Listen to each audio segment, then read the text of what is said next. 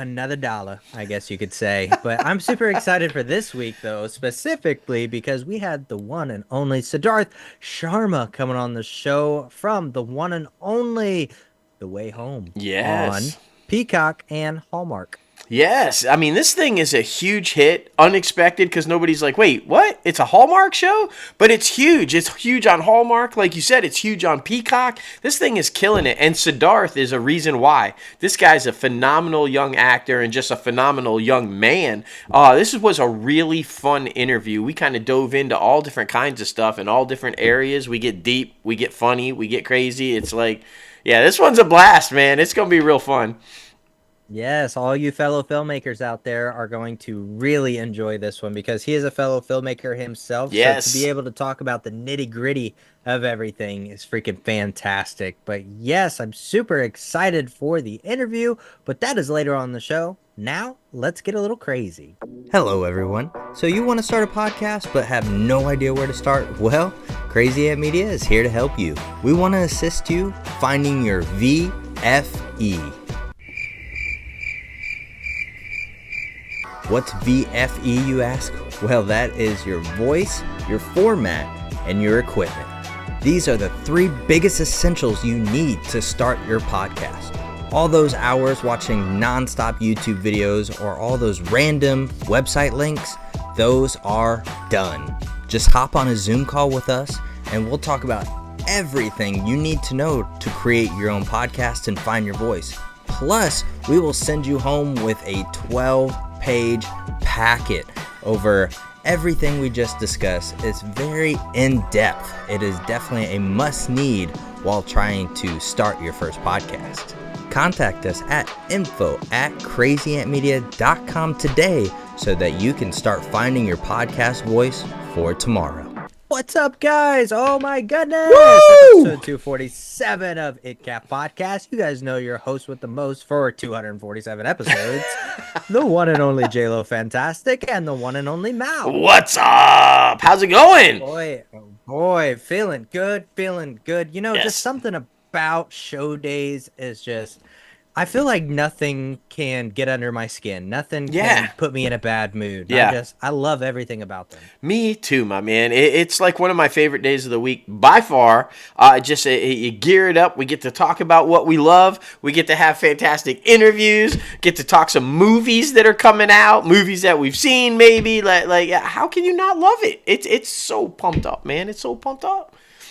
Exactly. Pump up the jam. Oh my goodness. I'm super excited about it. But before teasing the rest of this show, of course, be sure to leave a rating on this podcast, comment below, and tell us what you actually think about ITCAF Podcast. Because when you do that, it helps the show get seen by more people who enjoy entertainment news, but especially those who enjoy the entertainment industry. Yes. That's what this show is all about, lending the helping hand to the up-and-comers trying to break into Hollywood.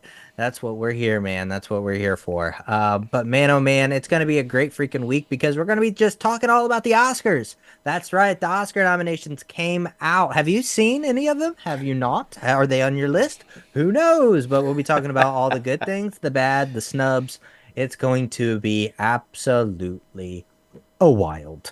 For But sure. man, oh man. Be sure to visit our website before we jump into this thing, because right now we have a 20% off our merchandise right now in our shop. So be sure to check that out. I actually just picked up something today myself. So you will actually see some new merchandise designs worn by yours truly in There the you go. upcoming weeks. And I'm really excited about it, man, because I was really excited about making that design. So it's going to be a great freaking show, a great freaking design. But like I said, 20% off, and that's why you got to follow us at Crazy Ant Media and at ITCAF Podcast to know when we have promotional sales going on. Yes. So we're going to be talking all about the Oscars. Of course, this is the best season to be alive. Honestly, it's my favorite, and I got started.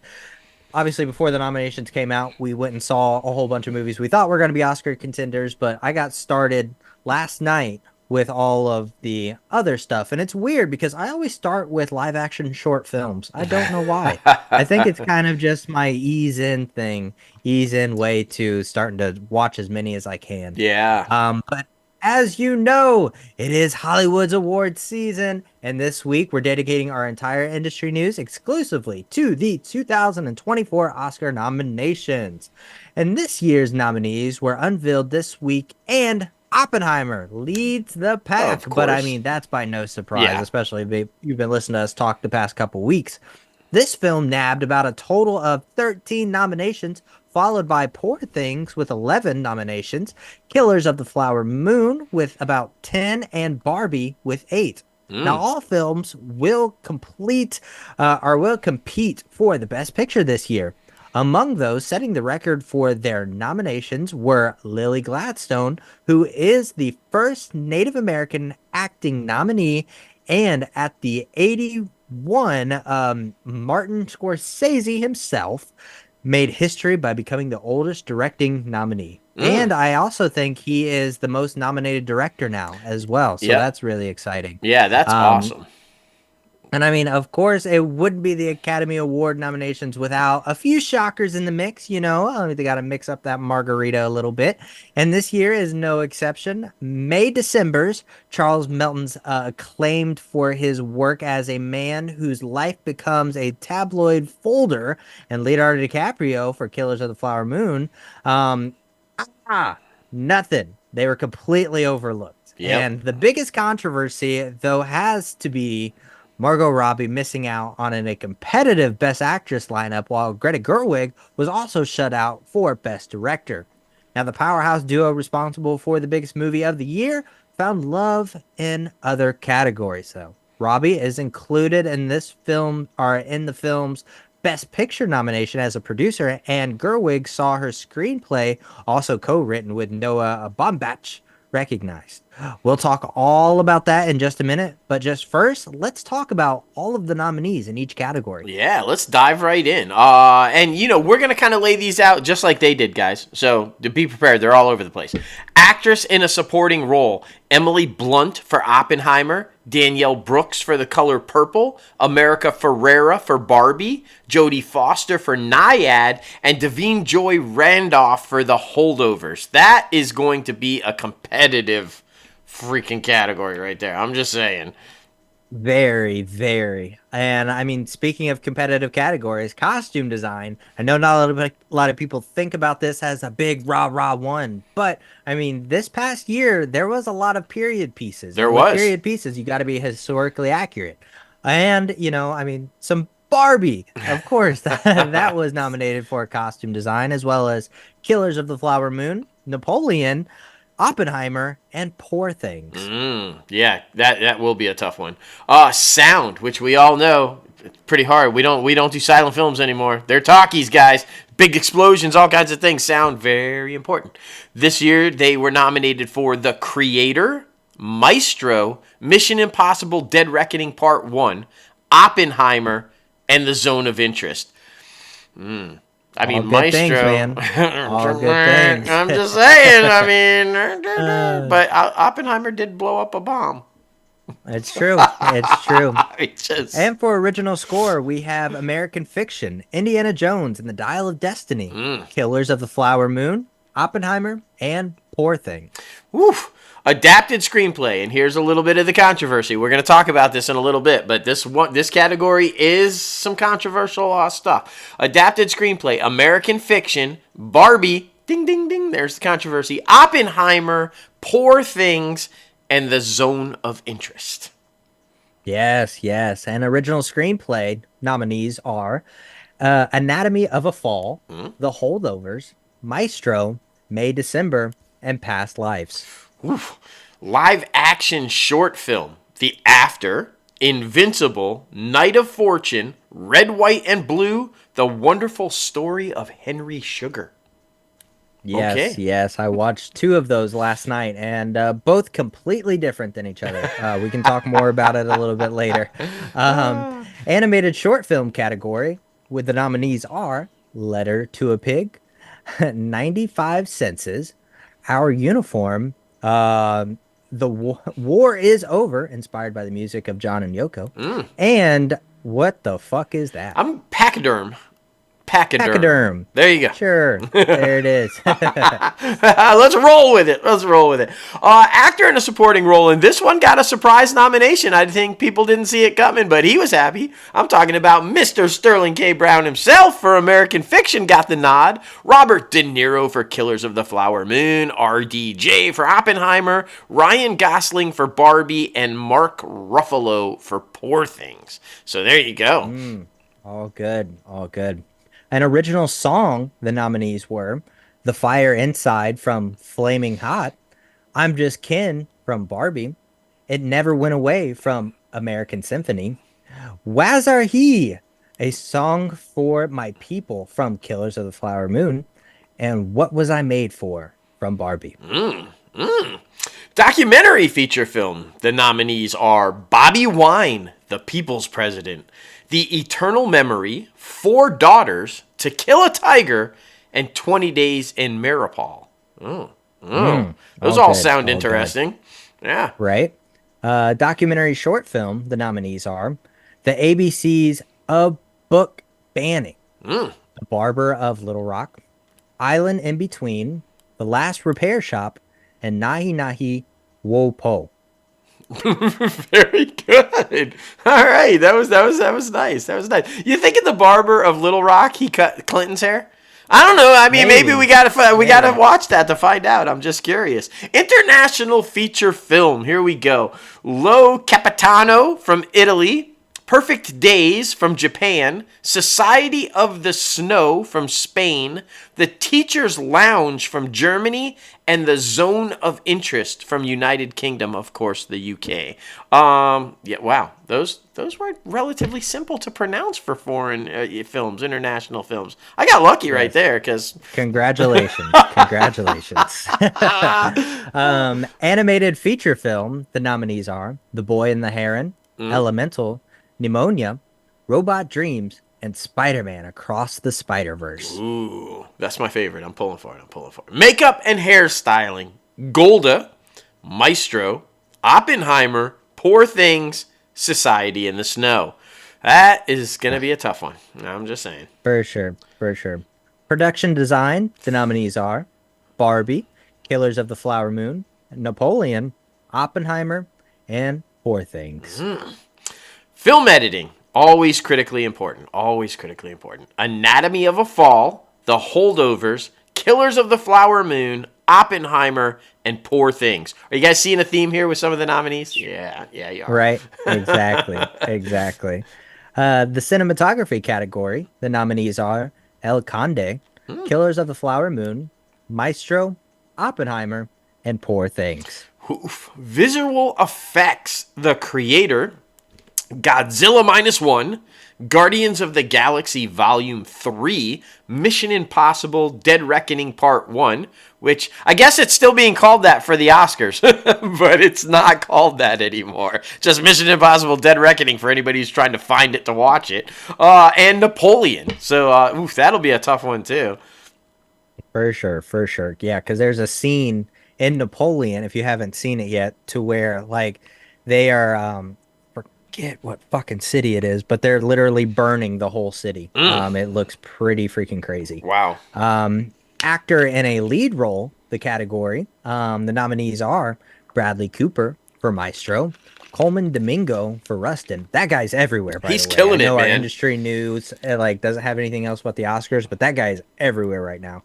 Paul Giamatti for The Holdovers, Cillian Murphy for Oppenheimer, and Jeffrey Wright for American Fiction. That is going to be a tough category. That is a tough category. And yeah, you're right. If you guys weren't paying attention, you weren't out there, we'll just give you a real quick clue what Logan was talking about, Coleman Domingo.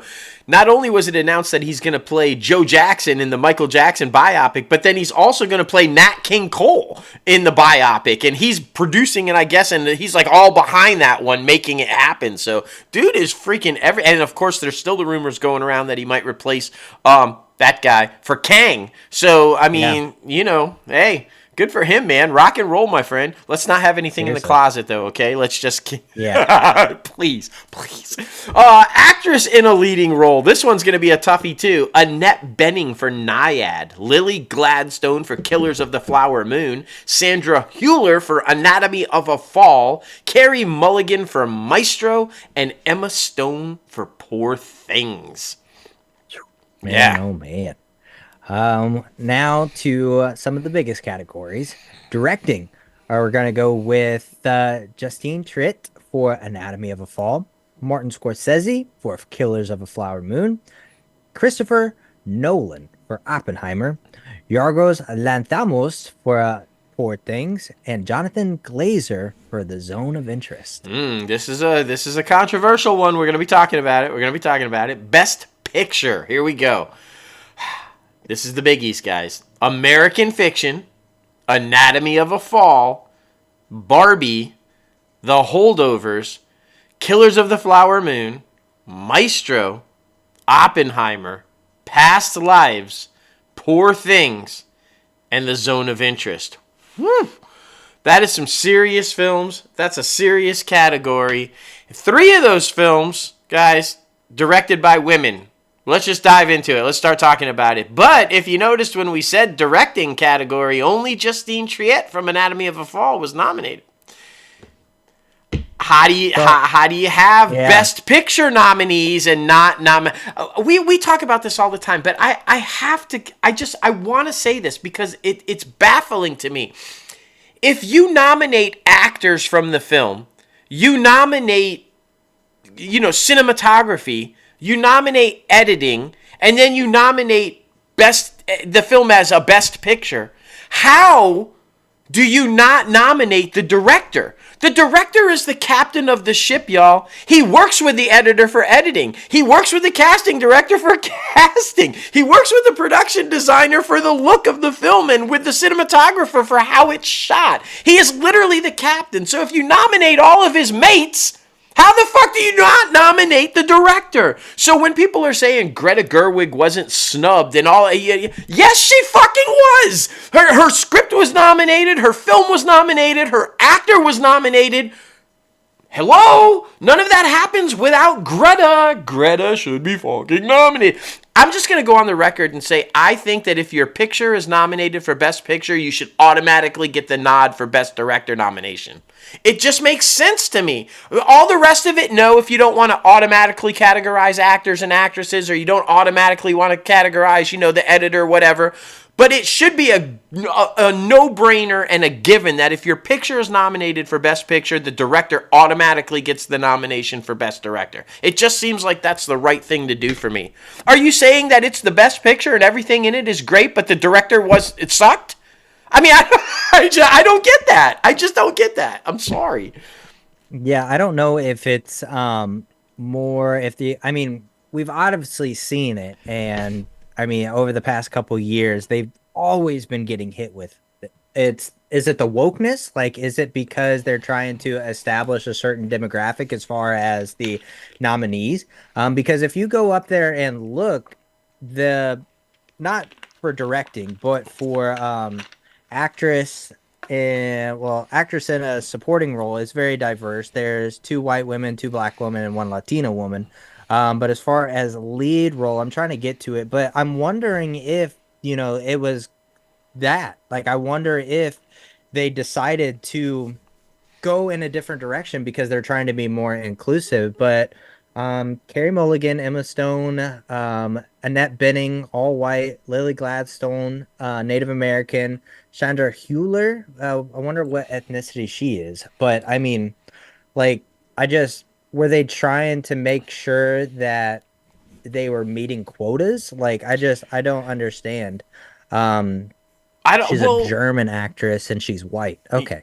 So I don't know. I really don't understand. And then, with directing, like, there's only 1 woman nominated for directing. That's what I'm saying. And, I think the argument that they would make with the directing is they had 2 legends right? Scorsese and Nolan. And Nolan has been ignored by the Academy throughout the years, even though his shit has been brilliant. So I feel like they were coming at it going, well, we can't not put Scorsese because he's a fucking legend. And we can't keep ignoring Nolan because Oppenheimer was like maybe the greatest film ever made now. So we can't bump those two, but we also can't bump Lanthimos because Poor Things was like one of the most unique films we've ever seen in a year. So they were probably going, which two guys do we dump to nominate these other two women? And they're looking at it going, fuck. So then my next thing would be, if we can nominate 10 movies for Best Picture, why can't we just throw a couple more into Best Director? Just fucking make it equal. If you've got 10 Best Pictures, give us 10 Best Director nominees. And they should be the directors of the 10 Best Pictures. It just makes sense to me. I don't get it, man. I just don't fucking get it. For any of the categories that have specific, like a person getting nominated, even supporting roles, Best Actress, Best Actor, as far as supporting and obviously main, I feel like it should be 10 because, I mean, that's not necessarily going to make the show go on any longer. And, that would be their argument. Sure. I wouldn't think, you would have to say, a couple more names for each category. And not even each category that is individually based for specific people. So I just, I think that's what you'll have to do. I feel like 10 is a good number because there needs to be more people on these lists, because you're right. I mean, how does Ryan Gosling get nominated for Barbie and then, like you said, Margot and Greta not get nominated for Barbie? How does that make any sense? I'm baffled by that because not only Ryan Gosling, but America Ferrera. So you're telling me your two supporting people got nominated, but the lead of the movie and who the movie's fucking all about didn't get nominated. It makes no... It's like, I know people kind of... I personally like if a movie sweeps all the categories. I think it says that was a badass fucking movie and it won everything.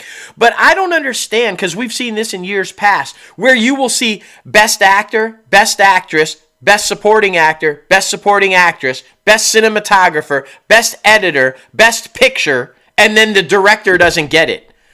Yeah. And I'm like, how the fuck does that happen? Or all of that gets it and the director gets it and then the movie doesn't win Best Picture. So how are you telling me you have all the best performances, the best editing, the best cinematography, the best directing, but the movie wasn't the best? How does that I don't understand. If you're going to line up, if you know the votes are coming in and you're telling me that it's all the actors, it's all the actresses, it's all the cinematographer, it's the director, just fucking say it. That was the best movie. That's going to be your winner. There's no, it shouldn't. I get it. I get that they're trying to be fair. I get that they're trying to be non-biased, but you can't tell me that every single thing is the best and then that movie that all of that was in is not the best. It's like, agreed. That makes no sense. I just think they have to look at it and start really diving in and going, what can we do differently on how we submit this to the voters? What should we make the rules of when they're voting for these things? Because clearly something has to change somewhere. Because you're right. I think are they telling people to vote based because they're trying to meet quotas? Are they actually, do the members place all their votes and then some committee decides, well, I know they voted for this, but we're going to change this or change that? I mean, does that happen secretly? Or is it legit what the members voted? Because I feel like, I don't know. And is Barbie the victim of? I want to say it was a victim of, again, another, when it's a blockbuster hit, mainstream pop culture they ignore that. They do that all the time with superhero movies. They do that all. Logan should have won a fucking Oscar. It didn't because it was a superhero movie. But they can't say that because Oppenheimer made $1 billion fucking dollars. It was pop culture. It was a huge, massive hit. And it got the most nominations. So how do you ignore Barbie? I don't know. It's just, I think that they really need to look at these rules. And you and I have talked about this. Let's dive into this a little bit. I think because of stuff like Barbie, Oppenheimer for sure, we need to start talking about casting. We need to start making casting director a legit category in the Academy Awards. Because when you see these ensemble casts pulled together in these massive movies, Maestro, for Christ's sake, like this year alone, I mean, Poor Things, these phenomenal casts. How do you ignore the casting director? It has to be added into the Academy Awards, in my opinion. It's such a critical role in the film industry. These films don't get made without the casting director. These are the people putting the people in front of the director to make shit happen. And these men and women work tirelessly to try to get the right people and the right chemistry and the right, and how they're ignored. I don't get it. Yeah, completely agree. And I mean, since we're talking about snubs, I think one of the biggest snubs of the year, and as far as like popular opinion, because I have another one that I want to talk about that I feel like is controversial because not a lot of people like either like it or they have mixed opinions on it. But I feel like The Iron Claw. Yes! How does this thing not get nominated for any award? Not a single Zac one. Efron, like, alone should have been nominated. Like, that role and that particular film, like, that just screams the Oscars. Yeah. Like, I just don't understand. What was that movie, like, 5-6 years ago? The Wrestler? Yeah. Fucking, Mickey Rourke. McNulty? Yeah. Yeah. It's just, not McNulty. But I'm just like, with, how are these people, like, you're gonna nominate that and gave that one a win, like, and then just fucking ignore this completely? Like, how are you gonna ignore this film? It is so good. It's about tragedy. People can connect and relate to it and their role, like, in society. This is a picture about a real life family and about real things that are happening in society. So how do you not acknowledge it at all? Well, like, I just can't believe it. No, and you know what I think? Hold on, I'm just gonna, because I want to make sure I get the name right here.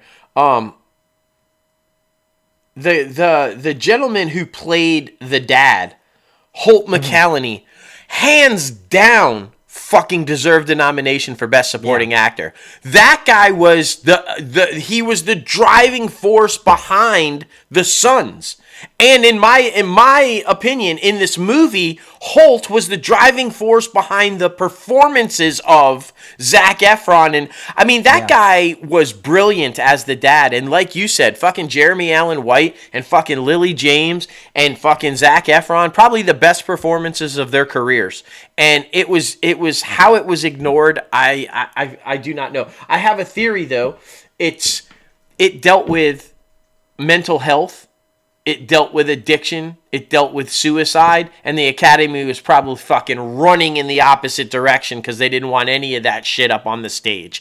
And that is fucking terrible because that shit needs to be talked about. Those movies need to be seen. That's the kind of shit that we can do with art to make a difference in the world. And this movie, I felt like there's not a single person that watched this movie that didn't connect to it in some sort of a way, didn't go through one of those tragedies in their own life, hasn't seen it happen to somebody they know in their life, lived through that era with this family and watched it play out in real life with this family. I mean, I'm right there with you. How does it get completely fucking ignored? That's insane to me. I just. And remember, leading up, everybody was talking about it was a shoe-in knob for Zac Efron. Yeah. Everybody was like, no way this guy doesn't get it. He's going to be a shoe-in for Best Actor, kind of. Exactly. And then just a total... I don't even know. Man. Yeah, it's strange. It's strange. And the other one I was referring to is, like, Napoleon. I mean, that was an amazing film. Like, Ridley Scott, fucking, directing, cinematography. Like, I mean, yes, they got nominated for the lower awards, but it was an amazing film. Like, I like it so much, I have it, like, the framed poster, like, in my office. So I don't understand, like, what was so controversial about it. I felt like they told the story of a real life, basically dictator who, was running France and, like, did it in a fucking shady ass way. Like, I don't understand, because the Academy loves biopics basically, and they love period pieces. So how does this one not get nominated for more things? At least I feel like best directing. I don't understand. I really don't. Is there any one specifically that you are very passionate about that got left off besides, the obvious ones? No, you know what? In fact, I mean, the Iron Claw I'm definitely about, but I was actually surprised that one of my favorite films of the year, The Holdovers, got nominated and is getting all of the love and the nominations. I thought for sure that one was going to be ignored.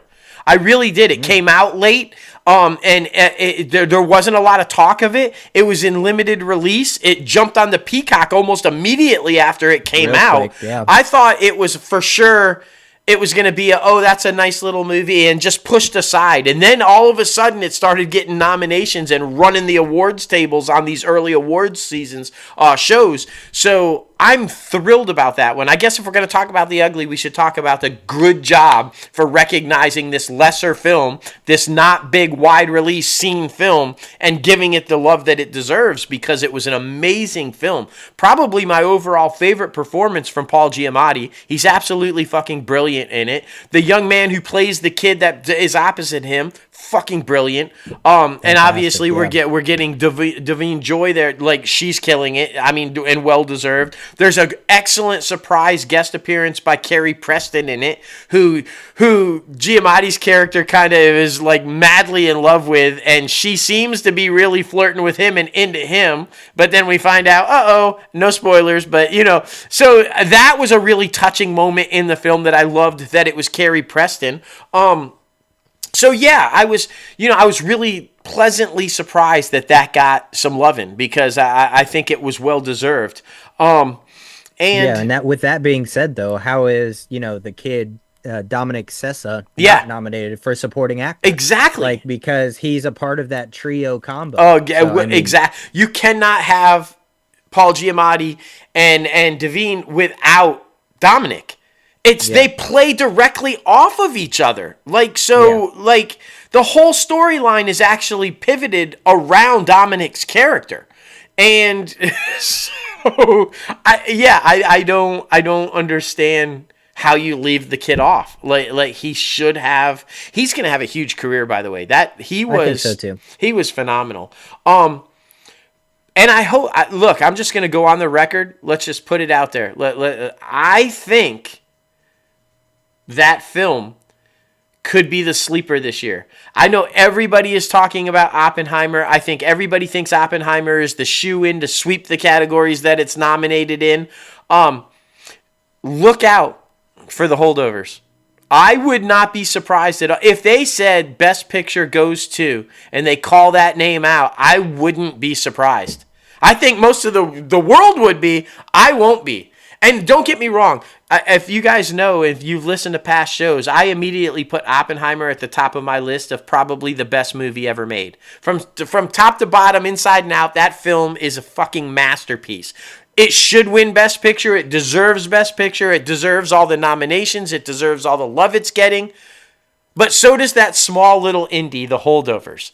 And if it were to win, it would be amazing for smaller creators and filmmakers like us to say our stories matter too. And we don't have to have every A-lister in Hollywood in it to make it happen. So, Giamatti's basically a mega character actor, right? Mm-hmm. He's not the typical leading man. Nobody thinks of Paul Giamatti as a leading man, right? But he's killing it. Yeah. So all we know is it could either go one way, where Oppenheimer sweeps everything, or there's gonna be that in between where they're gonna win a good amount of things because it deserves to. Oh, without that. The big categories are gonna go to someone else. So it's gonna be interesting to see how the Academy does. But yeah, I'm super excited about it. Like I said, the watch list has been created, and I've started it. Luckily, a lot of them are on Amazon Prime, and a lot of them are on Netflix and Apple TV Plus. So all good things. But yeah, man, super excited. Everybody be sure to try to watch as many as possible and fill out some ballots. Maybe we'll be putting on a contest or something. Yeah. To somebody to win a shirt or win a Funko or something like that. I think that'll be a lot of fun. But we don't want to spend too much time on it because, like I said, and like Dustin said at the beginning, man, oh man, our guest segment is freaking massive and super entertaining. Man, we have the one and only Siddharth Sharma coming on the show to talk about The Way Home. Yes. Man, oh man, it's such a touching interview and a touching story that everyone should watch on Peacock. Oh, without doubt. It's an amazing show. He pulls off an amazing performance in it, and he dives pretty deep into that and how he approached it, because he plays a younger version of an adult character. Because, newsflash for anybody that doesn't know, there's a time travel involved through a secret pond and all this kind of stuff. So when he talks about, he goes in. So this interview, you dive deep into his acting process and how he approaches acting and how he uses that in his approach to filmmaking. We get really deep into all of that, and then we lighten it up, and he talks about his abs and how he felt like that when he auditioned and got the role on Gen V. He's like, I don't even look like a superhero. I got to get into the gym. And he talks about all that. I mean, that's really some fun stuff. And the popcorn questions, you guys, we hit him with some great popcorn questions, and he's got some great answers there. You're going to love that. It's just a fucking great interview, and it's a really informative interview, like you said at the top of the show, Logan, about anybody who's thinking about becoming a filmmaker or is a young filmmaker in the industry. This is one you definitely do not want to miss. Oh, completely agree. Well, here he is. Sid Sharma, welcome inside the Crazy Ant Farm, man. How are you? I'm good. Thank you for having me. I'm great. How are you guys? Dude, absolutely. We are living the dream, and we are pumped. You're on two of the hottest shows on television right now, man, and just killing it. So, and we've got a lot of followers that are all in on it, so they're going to be pumped to hear from you. It's Something exciting, else man. I really wanted to mention at the very top of the show, though, is freaking doing our research on Instagram. You're putting our dad bods to shame, bro. Yeah. Put all that away, okay? Putting our dad bods to shame. I'm just letting you know. Listen, no, I'm going to own my dad bod because I'm actually a dad and a little bit older than you guys, so I'm going to own my dad bod. He might be putting you to shame, though, Logan. I'm just saying. Oh, come on, Logan. You gotta, after Gen V, I was like, well, this was even before Gen V when I did the audition, and I was like, I watched my tape back, and in an event I booked this, I look not the part. Like, I just gotta freaking work it, And I think starting next week, like right after the next week of the audition, I just started hitting the gym regularly. Just there you go. That's great. Right? So thank you. I really appreciate it, though. To be fair, Logan is working hard. He's about to marry my daughter in about 65 days, and he's been hitting the gym to get in that tuxedo shape. So he's been hitting it. He's been doing good. Dude, that's awesome, man. I love that. I'm trying to do the same because when the year changes, there's like a sense of motivation that just hits you. Yeah. So I'm trying to ride off that wave too. But that's awesome. How long have you been working out, Logan?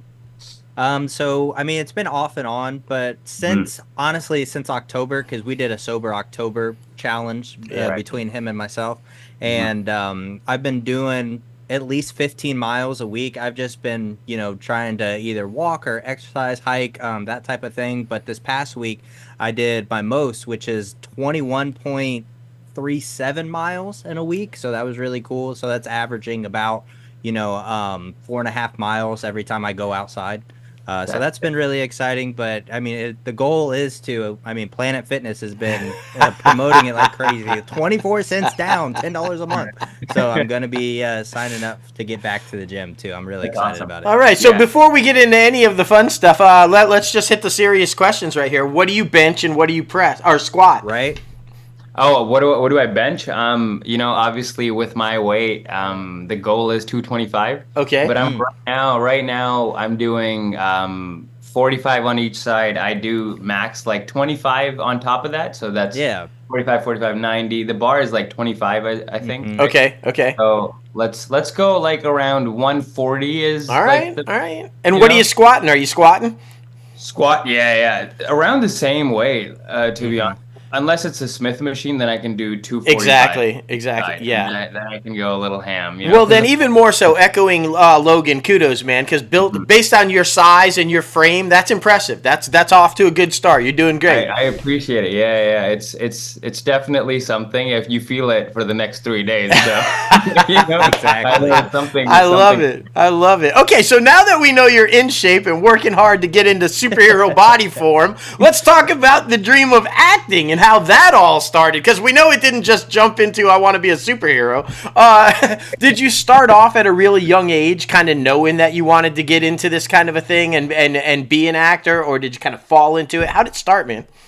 It's really weird. So I actually had no clue, of doing any of the film related stuff. It was until grade 11. I was still in India, by the way. Like I grew up, born and raised there, right? So I was still in India. Not a huge thing in the city that I was in anyway. Like nobody would look at me seriously if I would talk about acting. Right. You would have to move to like a different part of India to pursue acting. Except I was in grade 11 and I had sciences. I wanted to do engineering like every other Indian guy ever, you know, but my grades were like, you got to do something else. You cannot do this. Yeah. Yeah. And, that's when I had a conversation with my mom. I still remember it was over lunch and I was like, I got to do photography. I want to do photography. I want to do, if there is a world where I could be a model, I'd love to do that, and she just told me one thing. She was like, whatever you pick now, you just got to stick to it, because I had a tendency of switching things. Like I'd play basketball, I'd play soccer, and then commit, like buy all the gear, get everything related to this specific thing that I was doing.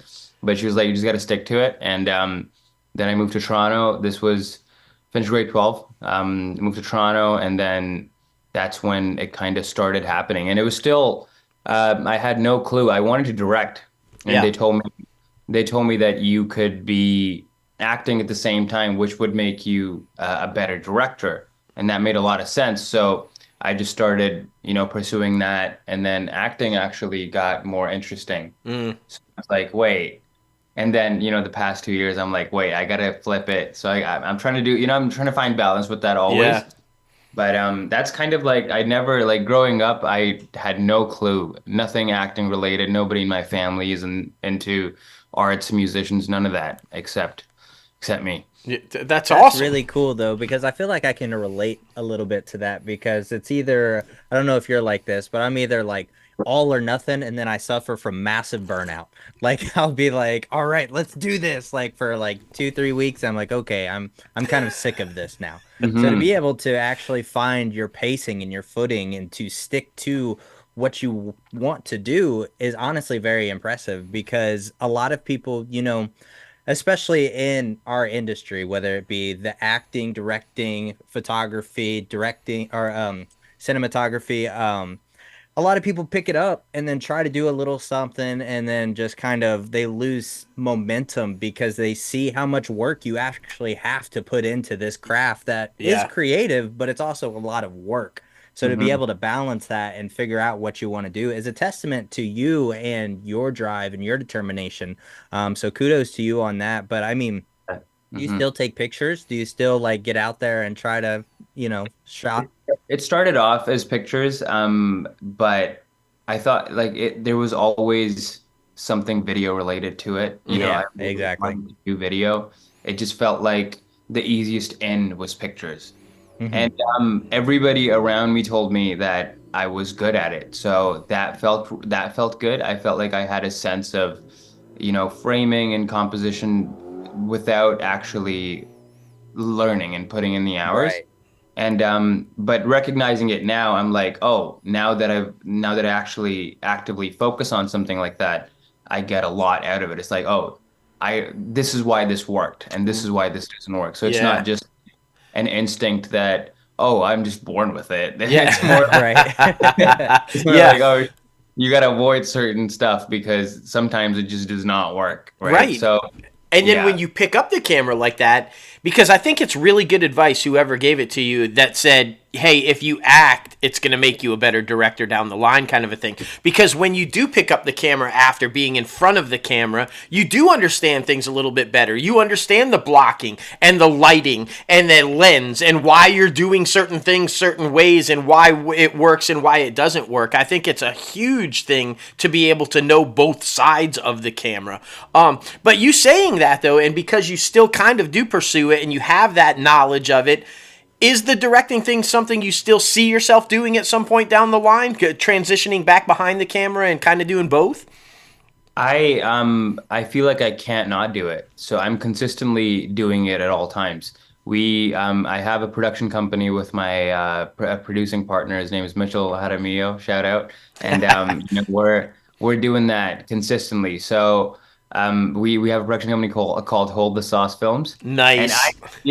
there's a couple of things that relate to that. So I want to ask you why you guys call the podcast and the production company Crazy Crazy, Ants. yeah. We get So that question a lot. yeah, So I want to dive into that. okay, it's an interesting story. So we met because we were both working at a television station. Our background started off in broadcast journalism, and it kind of went into the film stuff or whatever.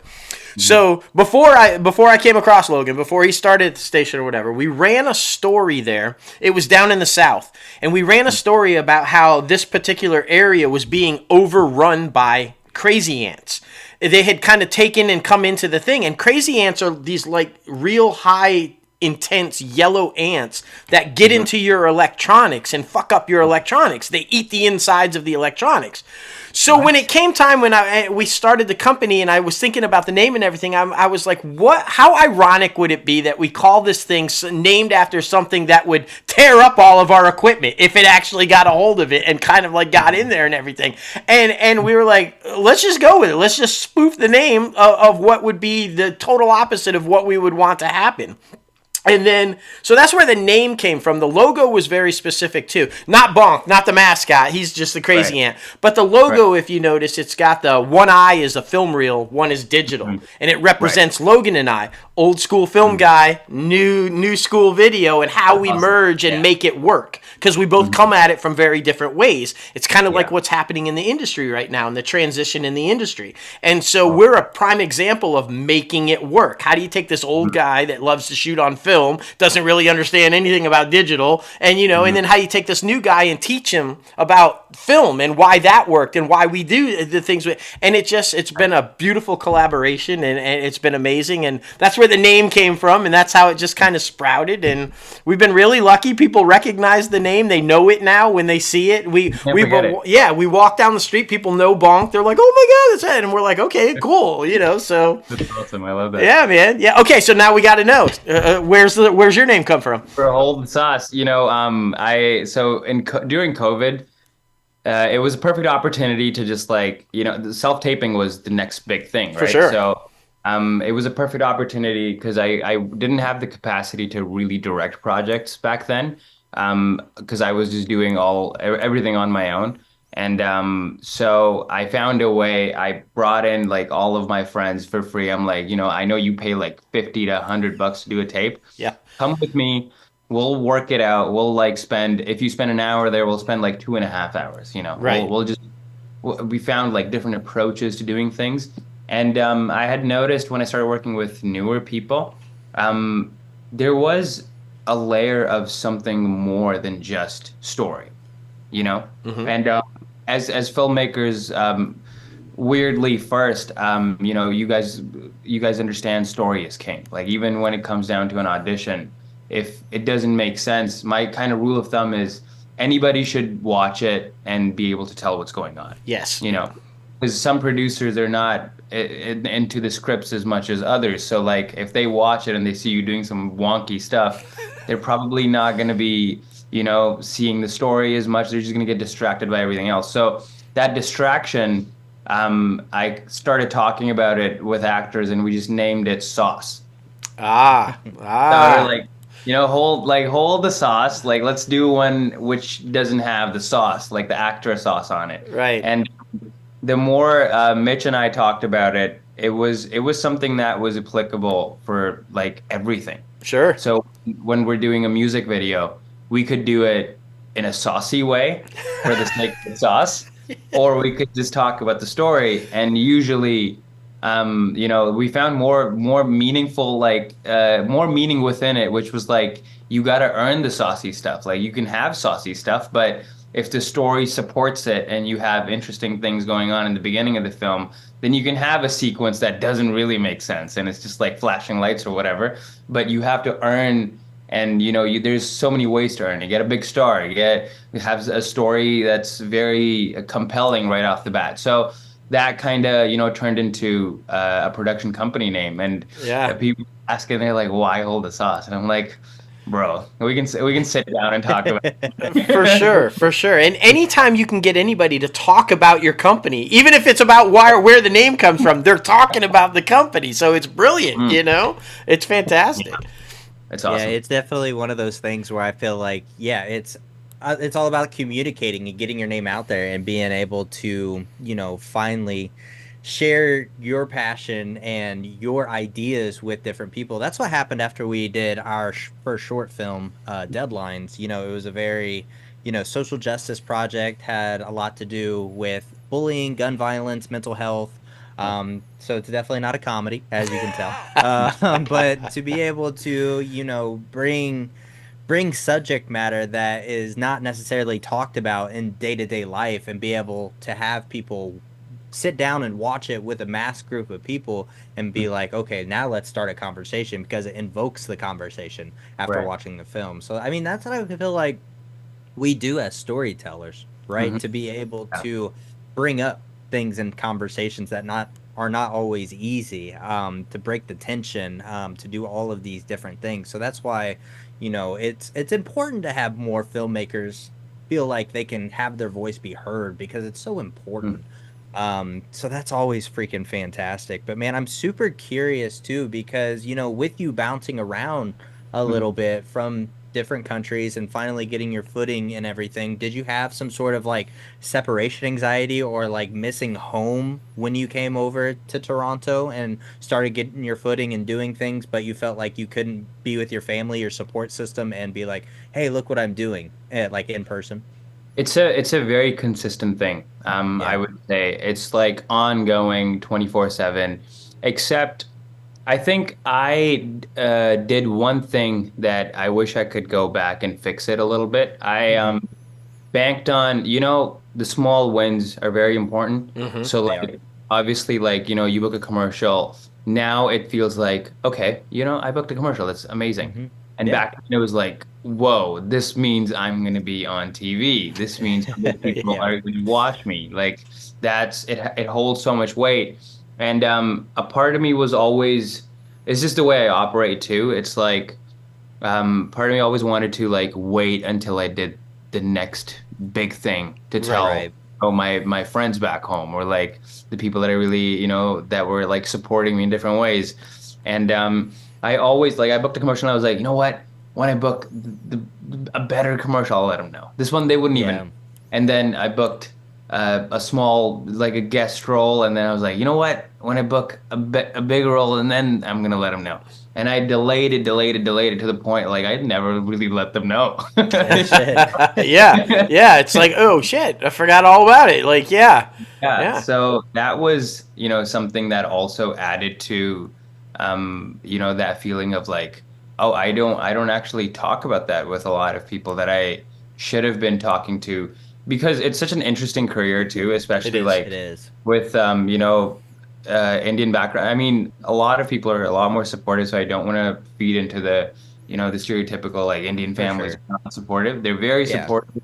My mom is like, she's so sick. She's just amazing. Like, she's been supportive since the beginning. So it's and I think a lot of people share that these days, but it's still a consistent thing. And I'm still on the same mindset of like, I'm gonna do a project that's gonna reach the masses in a way that they're just gonna know, and they're gonna hit me up and be like, yo, you didn't even tell me about this. I'm like, no, I'm sorry. Like, I've been waiting since the first commercial ever. To actually be able to tell you that. And I mean, kind of to piggyback off that a little bit, when I first started with Crazy Ant and when we first started developing projects for other people, better than anyone else, that this is a slow burn type of industry. Things don't happen overnight, and different opportunities present themselves, some good, some bad, and it's all about decision making.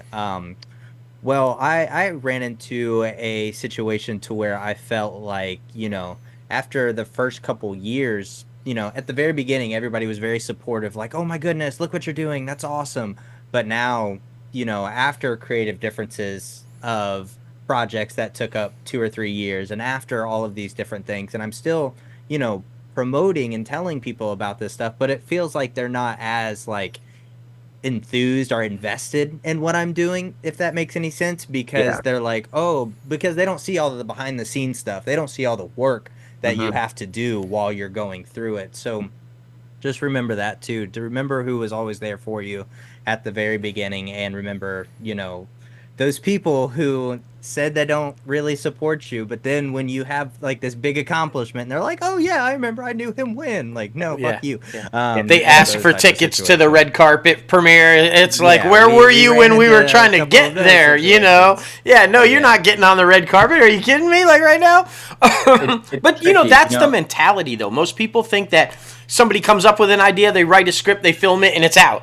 They don't understand the process of the development and the pre-production and the post-production and all of the stuff that goes into it prior to it being seen by somebody. And you know, just is what it is. But you know, it's so funny that you talk about though the one thing that I wish I could do different and go back and kind of do. And it's like it's a great transition to do. If only you had a pond that you could go back and fix all that. Like, wait a minute.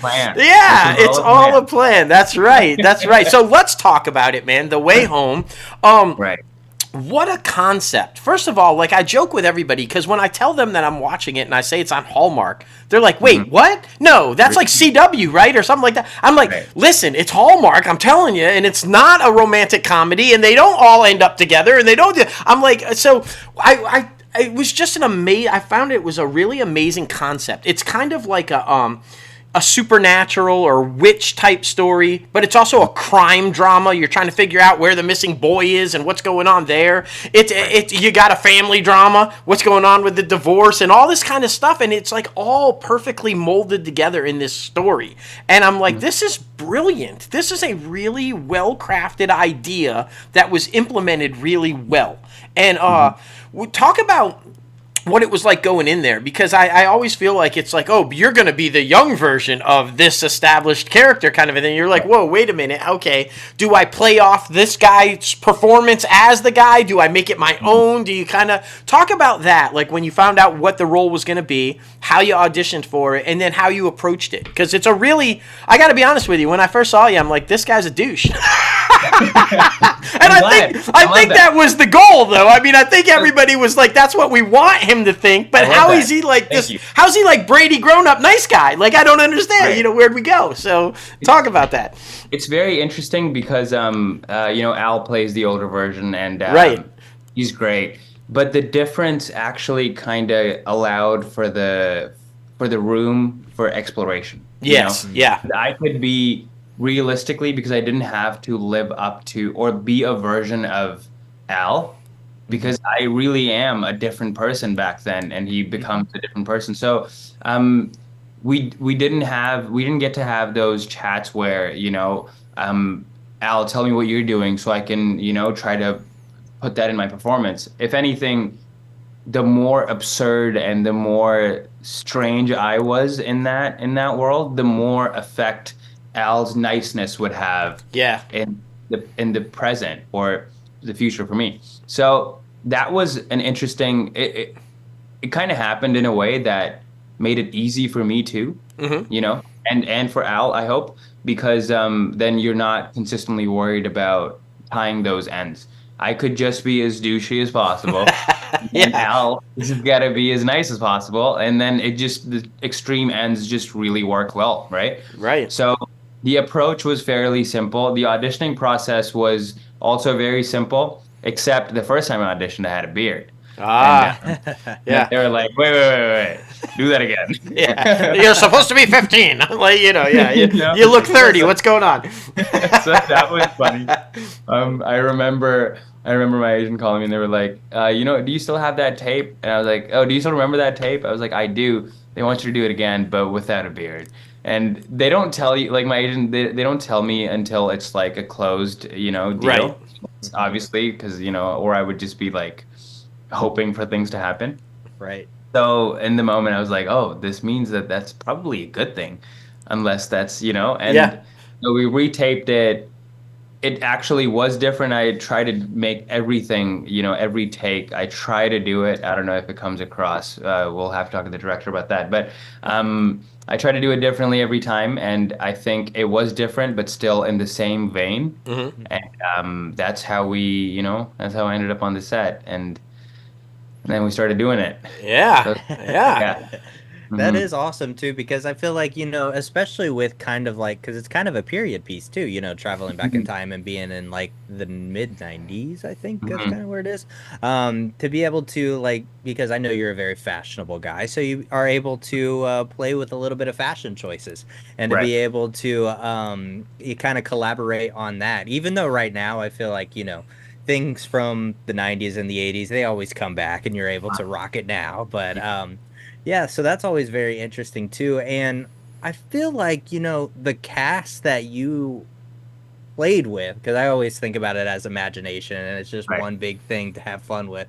The cast that you were able to communicate and double with was also as good as you, because just the dynamic that everybody had on set, it seemed to have seeped through the TV screens to where it felt like you were back in high school going through all of this drama, all of this love, all of this different things. And I think that's what was so special about your character and your portrayal. You were able to identify these certain things about this character and being able to portray it to where us as audience members are able to feel that.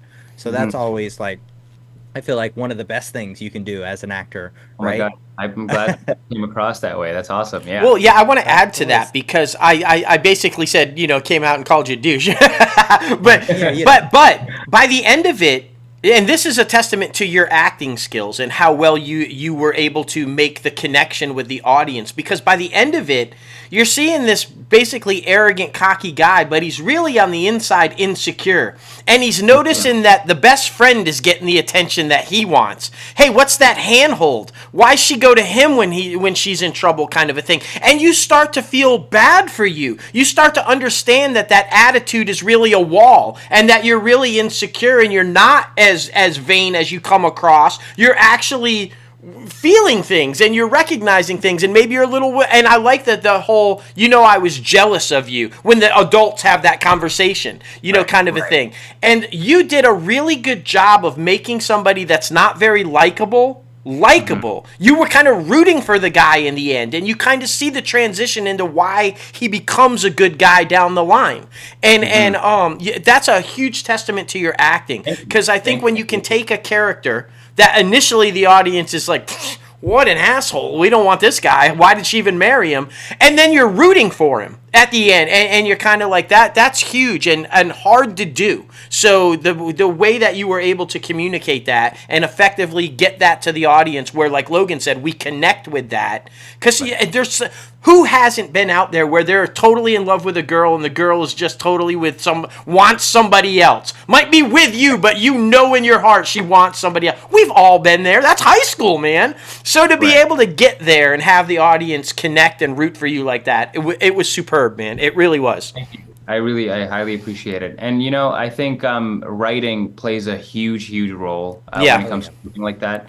And because for me, as an actor, the biggest focus is, working with the cast. And in the moment, like, even when they yell cut, if I see Alex and David, the other two, I see them talking too much. I'm like, yo, why are you guys talking about me?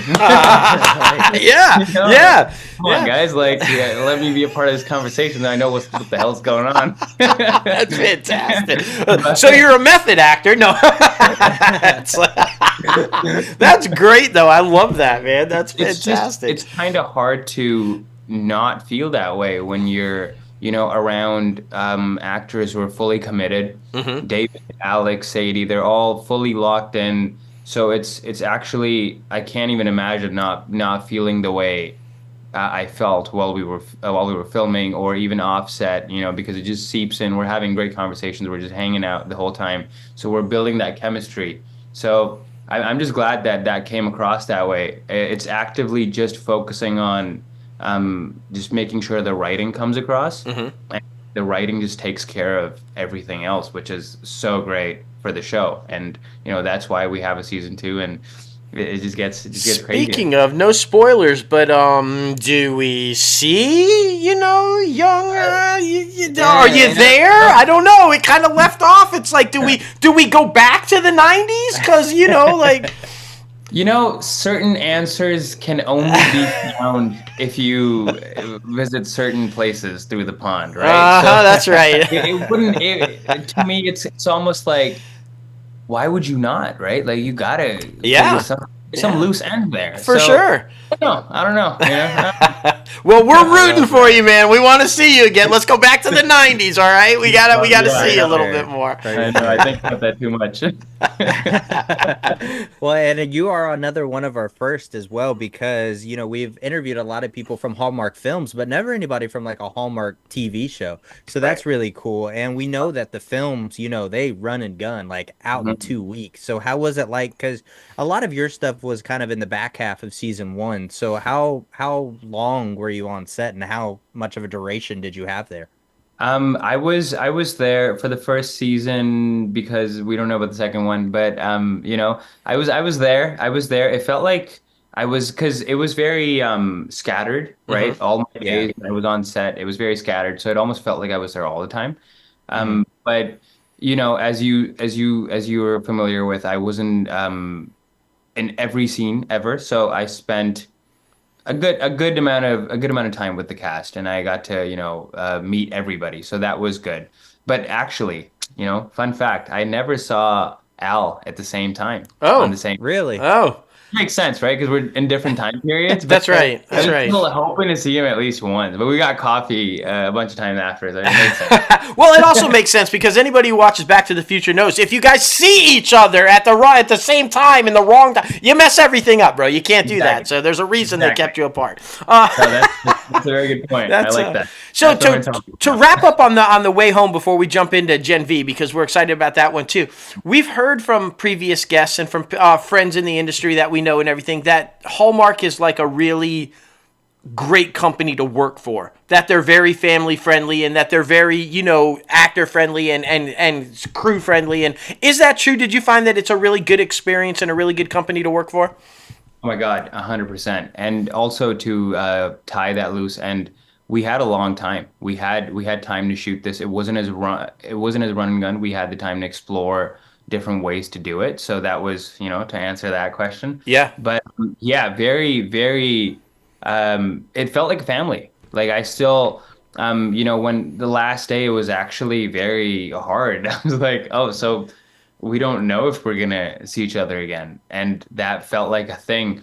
And even though I was there for not as long as, I would have wanted to be, but at the same time, it still felt like in the time that we did spend together, just the connections were there. And you're absolutely right. Whatever you've heard, it's so true. They take care of you, and they're just great to work with. Good. Good. We love to hear that. And kudos to them for making the moves that they're making because they were hammered for a very long time about the lack of diversity and the lack of and you are a testament of they are absolutely moving in the right direction, and you're seeing these movies and you're seeing these series and you're seeing the representation that we're getting now, and so it's amazing to see that happen, and we're so happy that you're a part of it because you're just like an incredible actor. So it's nice to see that representation and have you be a part of it. Now, Logan, I know you're going to jump all over this because you're like, we were both like just all in on The Boys. Obviously, it's like, we're Eric Kripke fans, Supernatural, like, oh my God, he's doing a superhero series, we got it, just dive in or whatever. Totally drastic change though from The Way Home and what's going on there. Right? Let's just be like, this is like, bloodshed porn for like anything that's kind of going on. All right, dive in, man. Talk about that experience. Gen V was it was different. It was very different, obviously, right? Because intense in different ways. Yeah. Because working with Hallmark, there's like a certain limit to the intensity that you hit. You can hit levels of intensity within that range, right?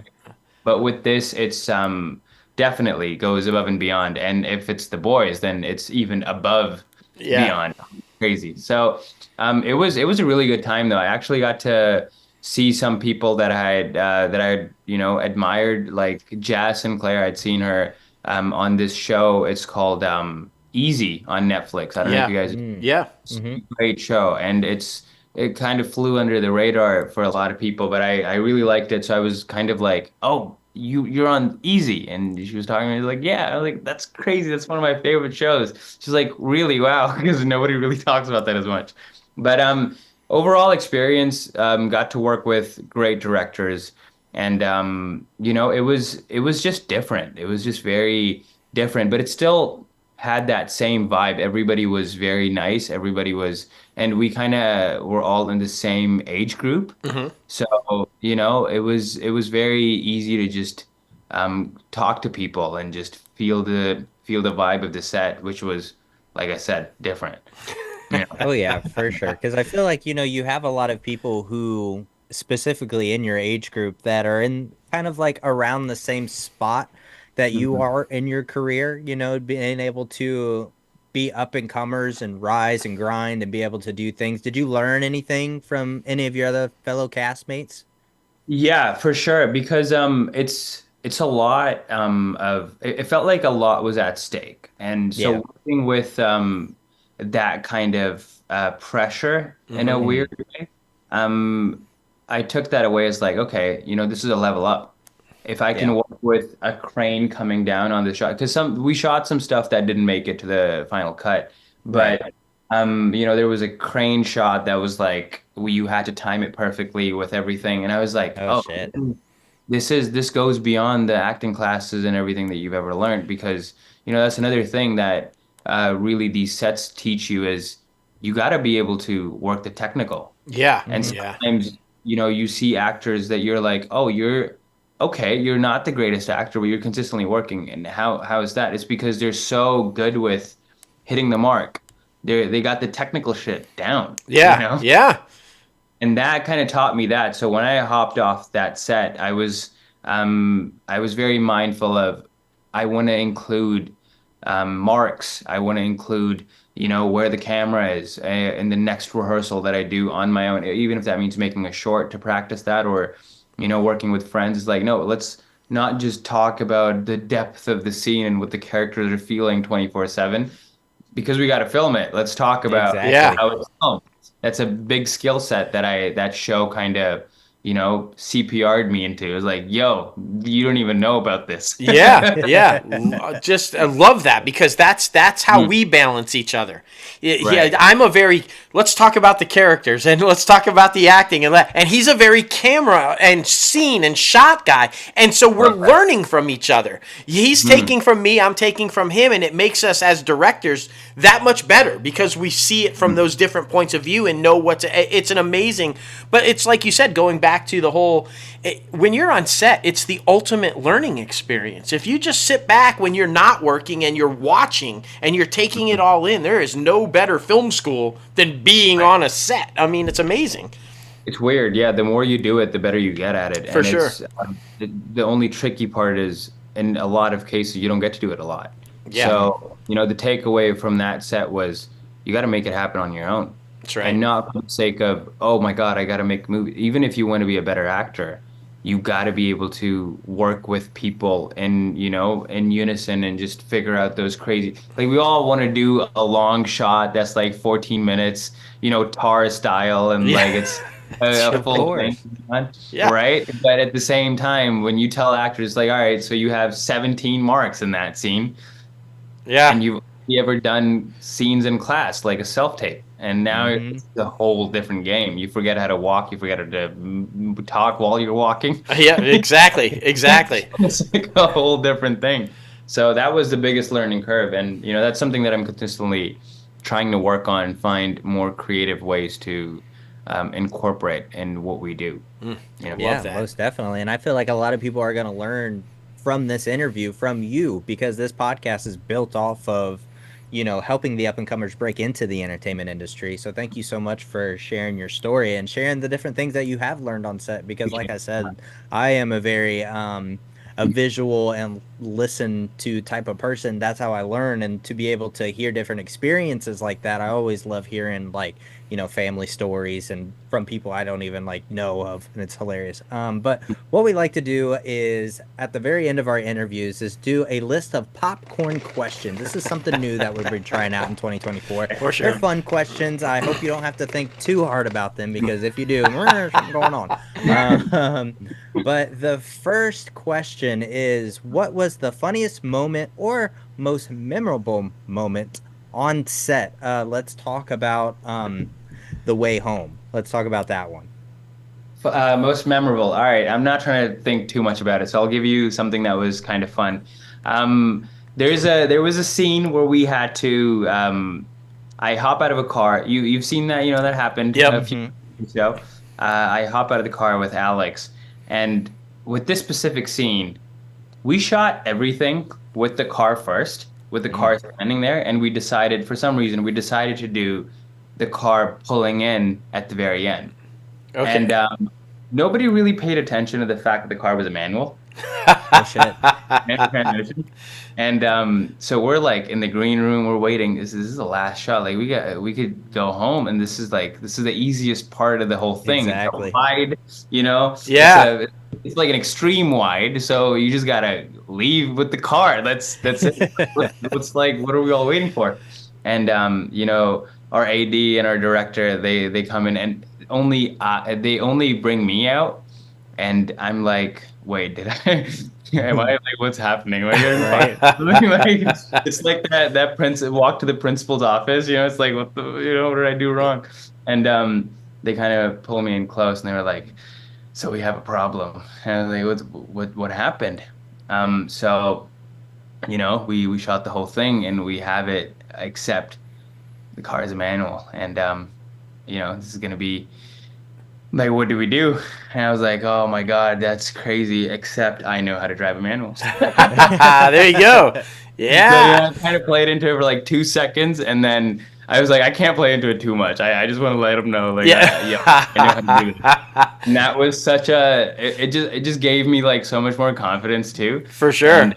Because, you know, you got to hit those marks with the car too. And I was like, all right, so now that you know that I do this and you've allowed me to do this, I'm like ready to go, you know? Hell yeah. Hell yeah. Got pumped. They were like, boost, because they were betting on it. Apparently, they were like, "There's a 75% chance that this is not going to work out, and you have to like figure something out about this."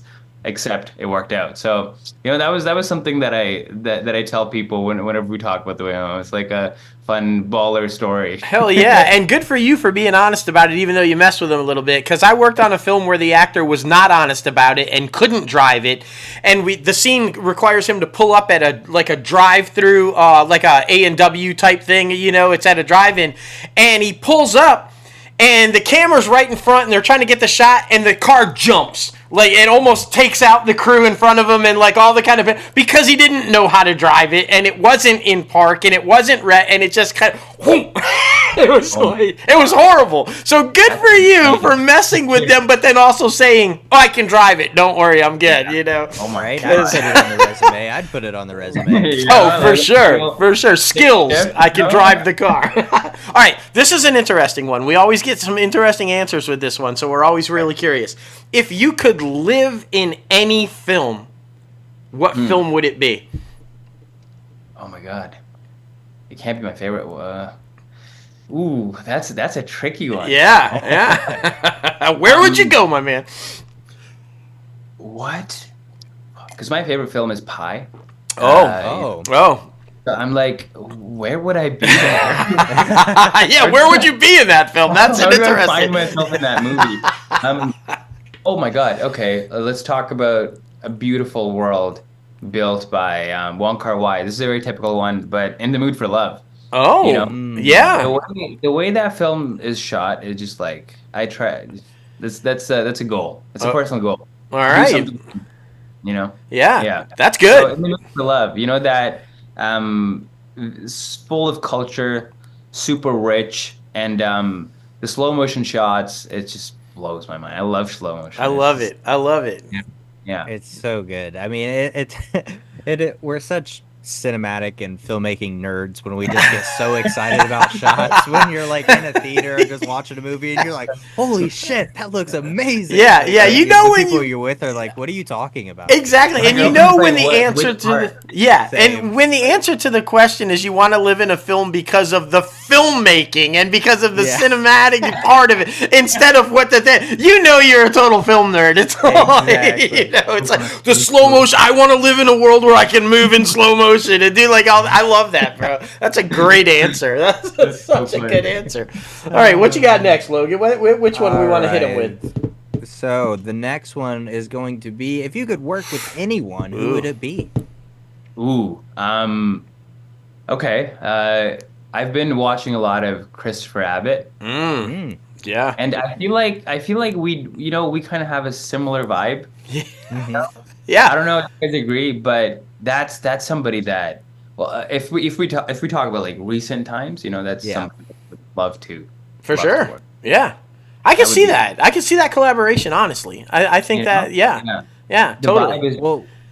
We'll put it out into the universe. That's right. That's right. Put it all over social media. We're going to manifest that into reality, my man. We're going to make that happen.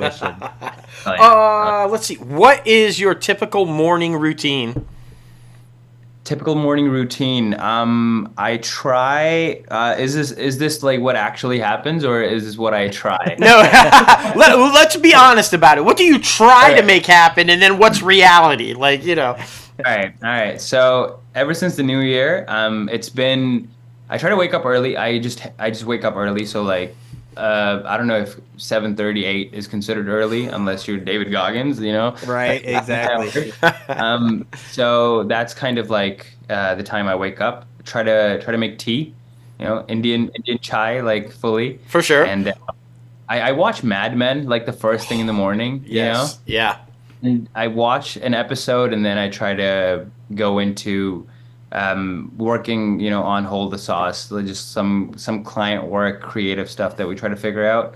But that's kind of like, it's a very ease into it, and by noon you figure out if you can still hit the gym if there's enough time. Yeah. But 4 times a week I try to hit the gym. So whenever that fits into the schedule, it's usually in the morning. But yeah, it's a very chill routine. Watch inspired right off the bat with Mad Men, and then you're like, okay, that's good. Yeah, one of the greatest shows ever, honestly. And the amount of people that came through that show, like, I mean, when I first watched it, and I kept, I'm like, I didn't know such and such was on it. I didn't know such and such was on it. And it's just brilliant show. And we've had the great pleasure of interviewing like a ton of people off of that show, and have become friends with a lot of them. And it's just like, what a brilliant show, man. That's so good. So well done, and the cinematics too are just insane. Oh yeah. Yeah, exactly. Logan knows. Logan knows the vibe. That's right. He knows.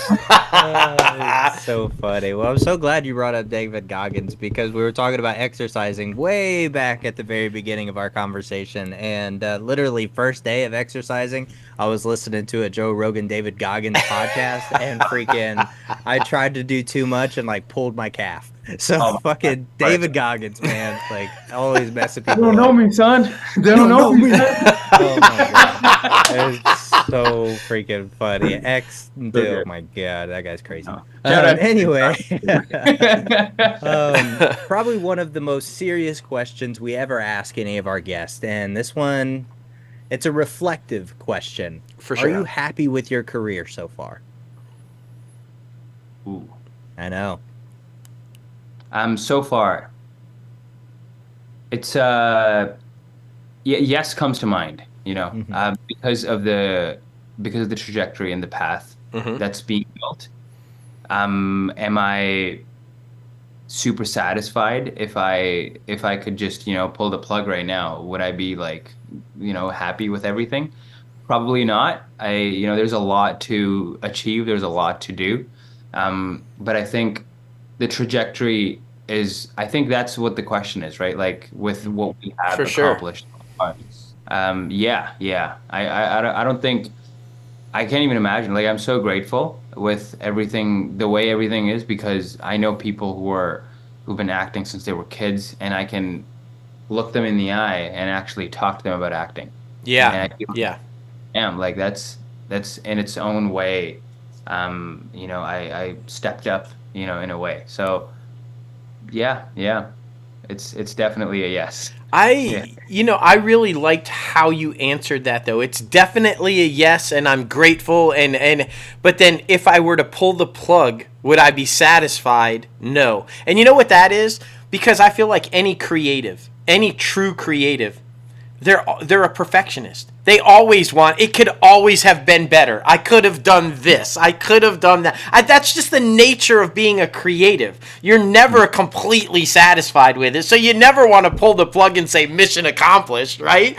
But you can't not be grateful for where you're at and what you've accomplished. I think you answered the question brilliantly. I think that lives in every single creative. I'm grateful, but don't pull the plug yet because I'm not done, So Yeah. that's great. That's great. Dude, this has been an amazing interview, man. This has been a lot of fun. You are a very like-minded individual, and we love talking to people that are like-minded and understand the business, but also learn from. Like Logan said, I feel like this is a great interview that not only we learned from, but people listening are going to learn a lot from this and your path and how you approached it and everything. And we are so grateful for you to come on and share your story and talk with us, man. It's been, honestly, just an amazing interview, man. Thank you so much. And same, I had so much fun talking to you guys. This is incredible, and I know you keep bringing people back, so yeah, I think they like us, Logan. They said yes to come back. Yeah, dude. Yeah, anytime. Open invite, my man. Anytime you want to come back, even if it's not for a full interview, you only got a couple minutes, come on. We do a top 5 on every show. Come on and shoot the shit with a top 5 with us, and just any open invite, my man. Anytime you want to come on, it's always there for you. Highly appreciate it. Thank you guys. Of course. And it's all about social media too. So where can people see those rock hard abs? That's right. Not here. Put that sweatshirt down, man. What are you doing? Sorry. I thought he was reaching. I'm like, wait a minute. We got the E, but come on, man. Not the MA. That's right. Not the MA. That's so good. Instagram is definitely the page to go to, except I'm it's more personal. So I try to post less film related stuff there. Yeah. But I can't help it, right? Whenever I see something cool, my algorithm has fixed itself to just aesthetically pleasing TikTokers, Instagram videos all the time. So I do share a lot of that. So if you're in for fun memes, random ab photos that are only there because I've been holding my breath for like 30 seconds, then shout out to Instagram. Sure. And what's the handle? What are they the looking? handle is first name Siddharth _Sharma with 2 A's. Okay, and we're gonna give you a little hell because Logan and I were talking about this, and they're like that name.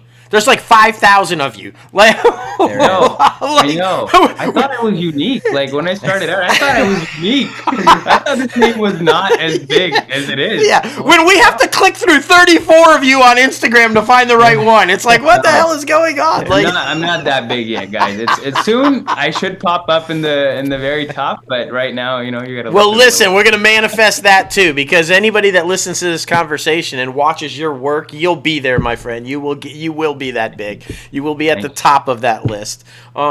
Listen, man, take care.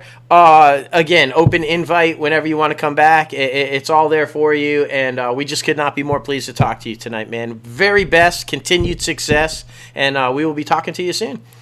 Thank you so much. Thank you so much for having me. You and bet. Same to you guys. You guys are killing it, and I know you're gonna keep killing it. So, all power. Thank you, man. Thank you. We appreciate it. Well, take care, brother, and we will see you later. You too. Ciao. Oh, right, man. Oh, man. I love it because so many people that are young and are going to really take care of the entertainment industry. Yeah. I feel like he really cares about it. He cares about the nitty gritty. Yeah. And so I'm super excited to see where he goes. No, for sure. I was thinking that the whole time through the interview, there's always a transition period. You're always handed over to the next generation. And when we get guys like this, it's going to be in good hands. It's going to make stellar leaps to the next level because, like you said, you've got this guy who cares about it. And, man, he's just like a genuinely good human being. cares about the industry and a great actor, and you could tell he's passionate about what he does, but then he's just a great guy. Exactly. And that makes it even better. When you're a great actor and a great, director, whatever, and a great person, it doesn't get any better, man. Exactly. Thank you again, Sid, for coming on the show. All right, now it is time for our top 5 segment, man. And I love this one because, it's my favorite actor of all time. It is top 5 Leonardo DiCaprio films. Yes. Man, I could have put all of yours on mine. I just, to be a fucking, like, I literally found a TikTok that has all of Leo's films in order. So now at some point I'm going to have a Leonardo DiCaprio freaking marathon and just watch them in order so I can see how he progresses as an actor. And I'm way too excited about it. I'll admit that right now. But Emily's just like, what the hell are you talking about? Right okay. Can I just say, are you going to start with the TV show Growing Pains? When he was like a fetus. Let's see. Because real quick. You said movies, but he started on Growing Pains. He was a child actor with Kirk Cameron and shit on Growing Pains. Like, yep, it starts with movies with Critters 3. Yeah.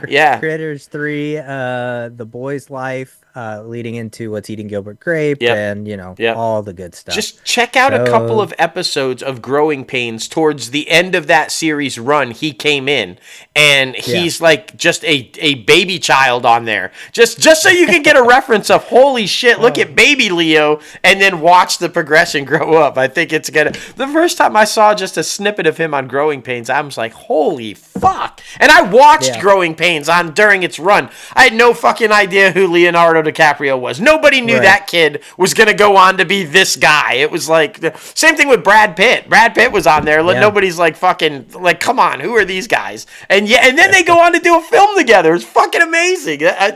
That's how Hollywood is. That's how the miracle of this thing works. 2 kids on Growing Pains go up to be huge movie stars and star in a movie together. It's fucking crazy. It's so great, man. It's so great. The talent is crazy. I don't know if I know. Who's your favorite actor? My favorite actor? Jesus, that's a hard one, man. Because I'm very open with, freaking you know Brad, what? You know what? I'm a Nicholson fan. I am. But I have to tell you, I think my overall favorite actor is fucking Michael Keaton. I really think so. And I'm not just talking for Batman. If you go back and you watch the Founder, Birdman, Beetlejuice, Night Shift, some of his early comedies and shit, and then he goes into there's some movies where he's a fucking psycho stalker and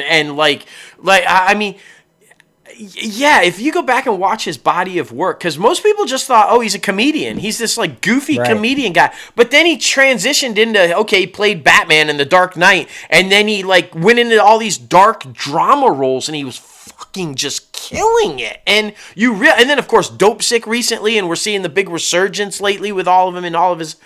I really think Michael Keaton is my favorite actor. I watch everything he's been in. I love everything he's been. I haven't even Johnny Dangerously, which I'm like, what the fuck? Or I think that was it. That was him. He did. If not, he did a movie similar to that. It's just even that crazy stuff. I haven't seen a single movie that I don't like that he's been in. I think he's just a phenomenal actor. So and then of course Hugh Jackman's right up there too. I think Hugh's another phenomenal actor. But overall. I'm glad you brought that up. I think maybe we need to do a favorite Michael Keaton list. Our top 5 favorite Michael Keaton movies, because, man, that'd be fucking tough for me, but I'd do it.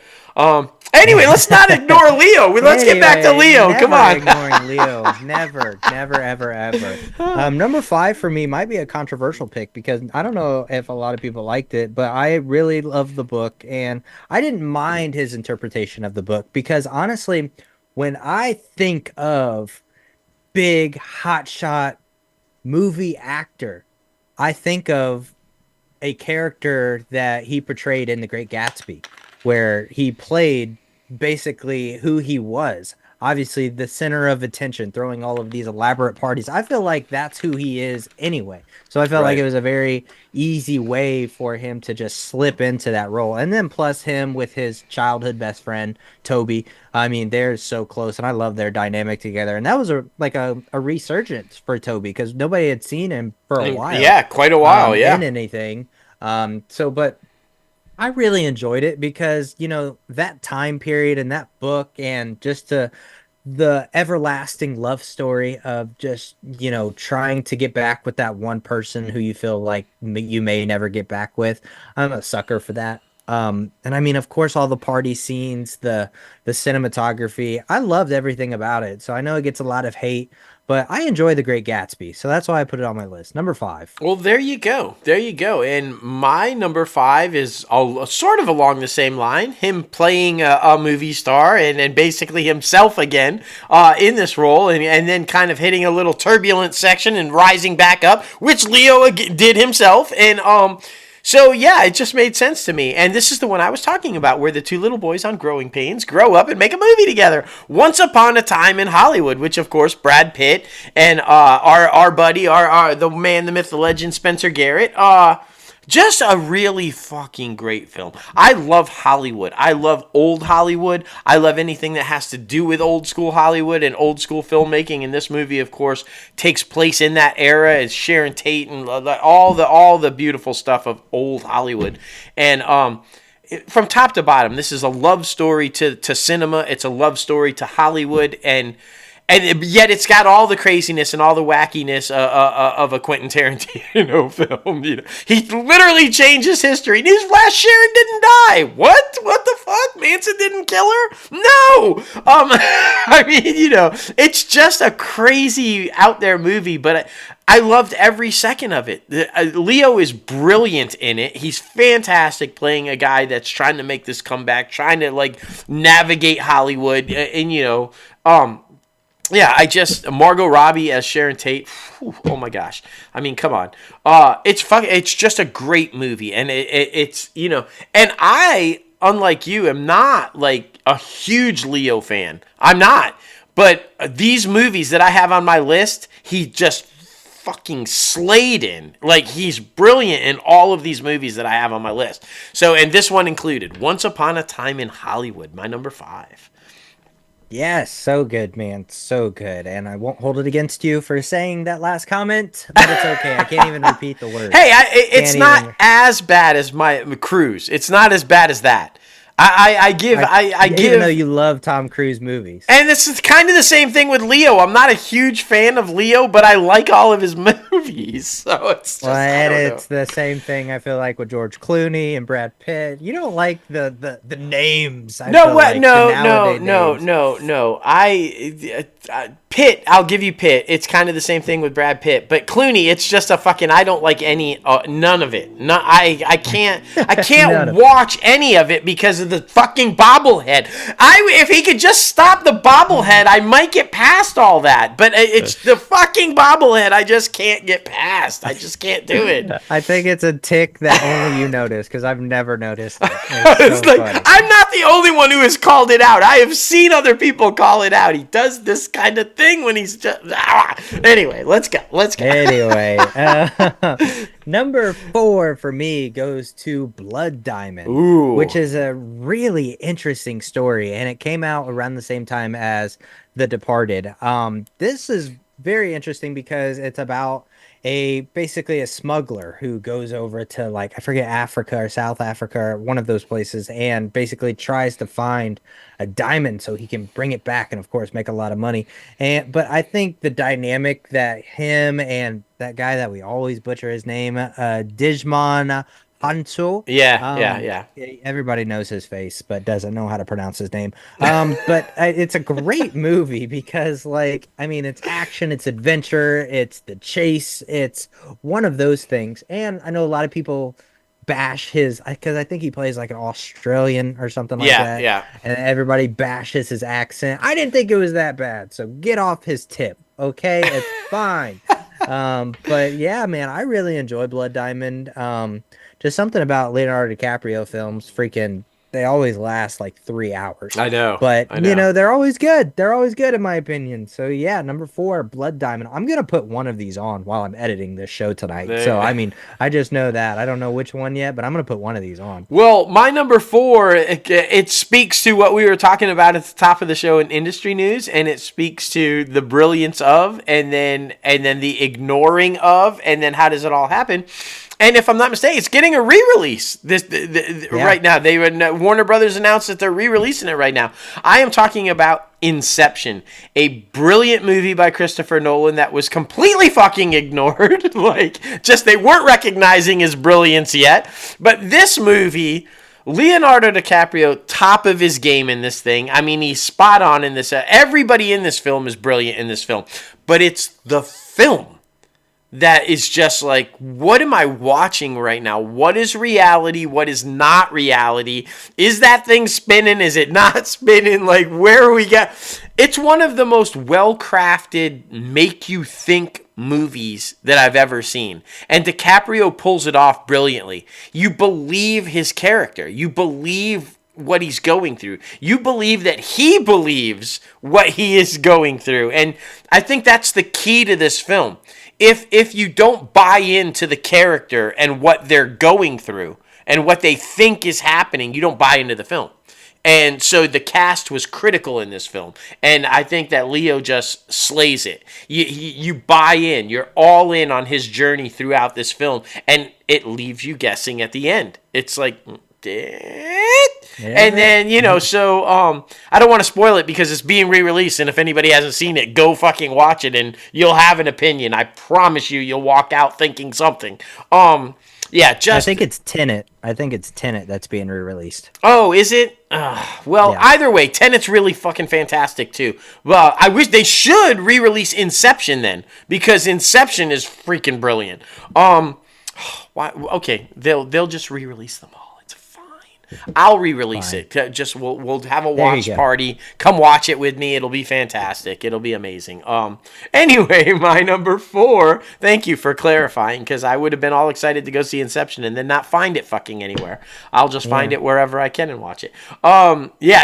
Inception, guys. It's a brilliant movie. It's a great Leo role, and I think you're just gonna really love it. My number 4, Inception. Yes. My number 3 goes to a babyier Leo, and he's teaming up with one of the best actors of all time, Tom Hanks. And of course, I'm talking about Catch Me If You Can, another 3-hour-long Leonardo DiCaprio pick. Of course, this one's about a con man who is basically trying to avoid the law with writing bad checks and like all this crazy shit. This is another chase movie, and it's based off of a true story. This person actually existed. I don't want to give too much away, but the way that he was able to interpret this real life person and be able to show that on screen and make his character interesting, because, you know, that type of role, I feel like the audience could interpret him as like, you know, a little shit who's just trying to get over on people. But then like people will still like very eager to see him get away from everybody. They love the catch and the chase, like that type of dynamic. And then at the end of it, you know, actually when he gets caught, goes and works for the FBI. That type of thing. But yeah, because he's fucking brilliant. Yeah, it's like a mastermind. But Catch Me If You Can is a great film. If you guys have not checked that out, please do so. Just so good, man. So good. Baby Leo, at number 3, Catch Me If You Can. Yes, a nice little cameo by fucking Jennifer Garner in there. There's a lot of people that pop in and out of that film. You'll be like, oh shit. If you haven't seen it, it's great.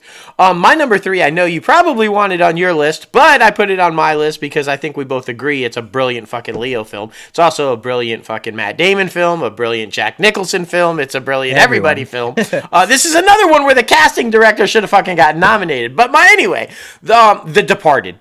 The Departed is a classic story about you either go one way or the other when you're an Italian kind of a guy. You either become a mafia thug or you become a cop. And then there's the story of the battle within and all the kind of stuff. And of course, it's got Whitey Bulger. Jack Nicholson is a version of Whitey Bulger, the real life kind of a thing. This movie is it's straight up gangster. It's Scorsese at his best. It's Leo at his best. It's all these characters, all these actors pulling off these brilliant characters, and the constant battle of a Scorsese film, good versus evil, who's going to win out. And Scorsese does a brilliant job storytelling where you feel empathy for the bad guys. You want kind of the bad guys to win. They're not bad guys. They're just doing these things because this is the path that they went on. This is the wrong turn that they made. And you don't want to... He does a really brilliant job, in my opinion, of crafting bad guys in a way that you root for them, which is hard to do sometimes, but he's a master at it. And he always puts my boy Leo in those type roles where you want to hate the motherfucker, but you end up loving him. And it's like, it's like, all right, okay, fine. I guess I'm going to root for this guy. I don't want to, but I can't help it. I want to. It's just a really brilliant film. Another long one, obviously. But yeah, I think this is a dark, gritty, nice, pretty much, there's some action in it, but it's really a dialogue-driven drama that's hardcore. And if you guys haven't checked this one out, and especially if you're like gangster movies or like real-life stories, because it's based on true life, brilliant film. My number 3, The Departed. Yes, so good. I was so pissed that you finished your list before I know. Well, number 2 we could just agree on. There was no way either one of us was skipping this from the list because, Yeah, but I know you're just gonna say this is just a basically interpretation of another movie. Blah blah blah blah blah. Well, but the difference in this though, and it's so funny because a lot of my list, they're based, and even you would Catch Me If You Can and stuff. They're based on real life people. He has a tendency to lean towards a lot of roles where he's playing real life people. So I know my comparison is always to Wall Street. Well, Wall Street, in my opinion, is the epitome of Wall Street and that type life and the people who live that life, etc. But that was based on a fictional character. Gordon Gekko was a fictional character. In The Wolf of Wall Street, which is our number 2, it's a real guy.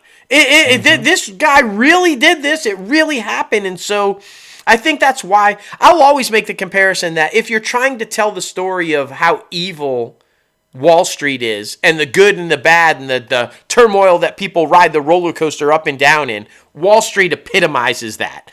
But this film shows that through the eyes of a real man.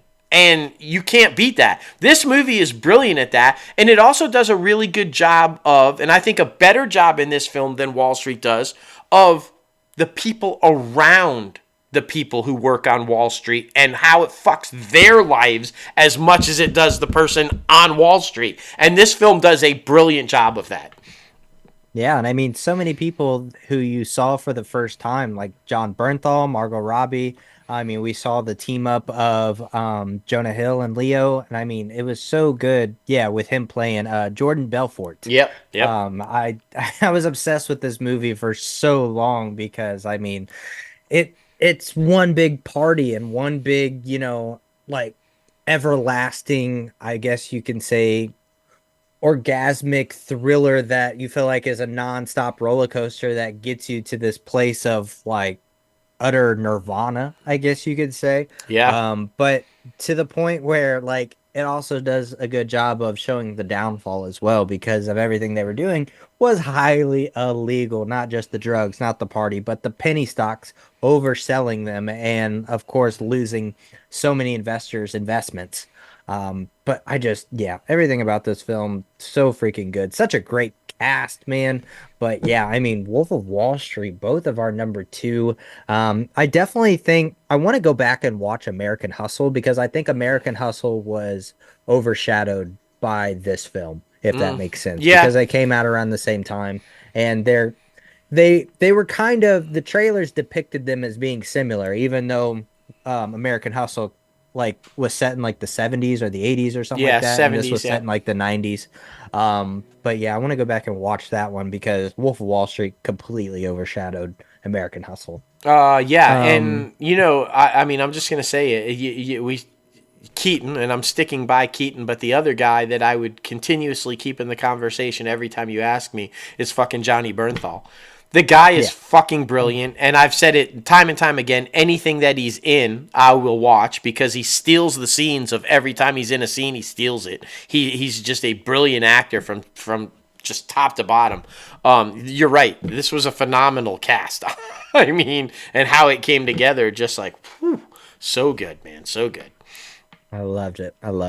Well, number one for me goes to Gangs of New York. I believe this was the first teaming of Scorsese and Leo. I just really enjoyed this one because you got Cameron Diaz, you have freaking Daniel Day-Lewis, and so many others. And of course, it's set in the 1800s, and it deals with the 5 points, the 5 boroughs of New York City, while, you know, New York is trying to become itself. It's right after, you know, the American dream happened, and like all of the settlers are still there, and people who are native to America are fighting. The people who are immigrants are still, you know, trying to basically claim their area. I just feel like, you know, this is that constant battle of, like you said, good versus evil. And this was loosely based off of a real person who everybody believed to existed, which was Bill the Butcher. Yeah. Who was kind of like the mayor, also like a gang leader, and like all of these different things. Daniel Day-Lewis did an amazing performance in Always. that. But I think at this point, when this film came out and when Leo joined the cast of legends like Scorsese and Daniel Day-Lewis, that's when the industry started taking him more seriously. Yeah. Like, okay, this guy is here to stay. He takes this shit seriously. He's not all about the fame and the glamour.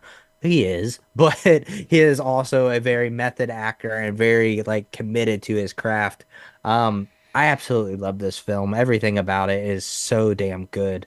I remember I probably watched this movie when I was way too young. I was probably like 8 or 9 the first time I watched this movie. And that's probably when I should have told myself, hey, you're going to be a filmmaker because you can sit down and comprehend this film when you're this young.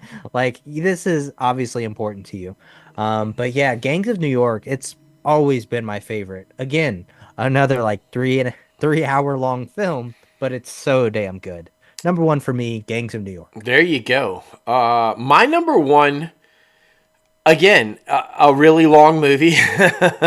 Exactly. but it's a brilliant teaming once again. And look, hands down, my favorite performance ever of Leonardo DiCaprio. I think he absolutely, you said method, he absolutely encapsulates and becomes Howard Hughes. I'm talking about The Aviator. I'm a huge history buff. I'm also a huge Wall Street guy. I'm a huge Hollywood guy.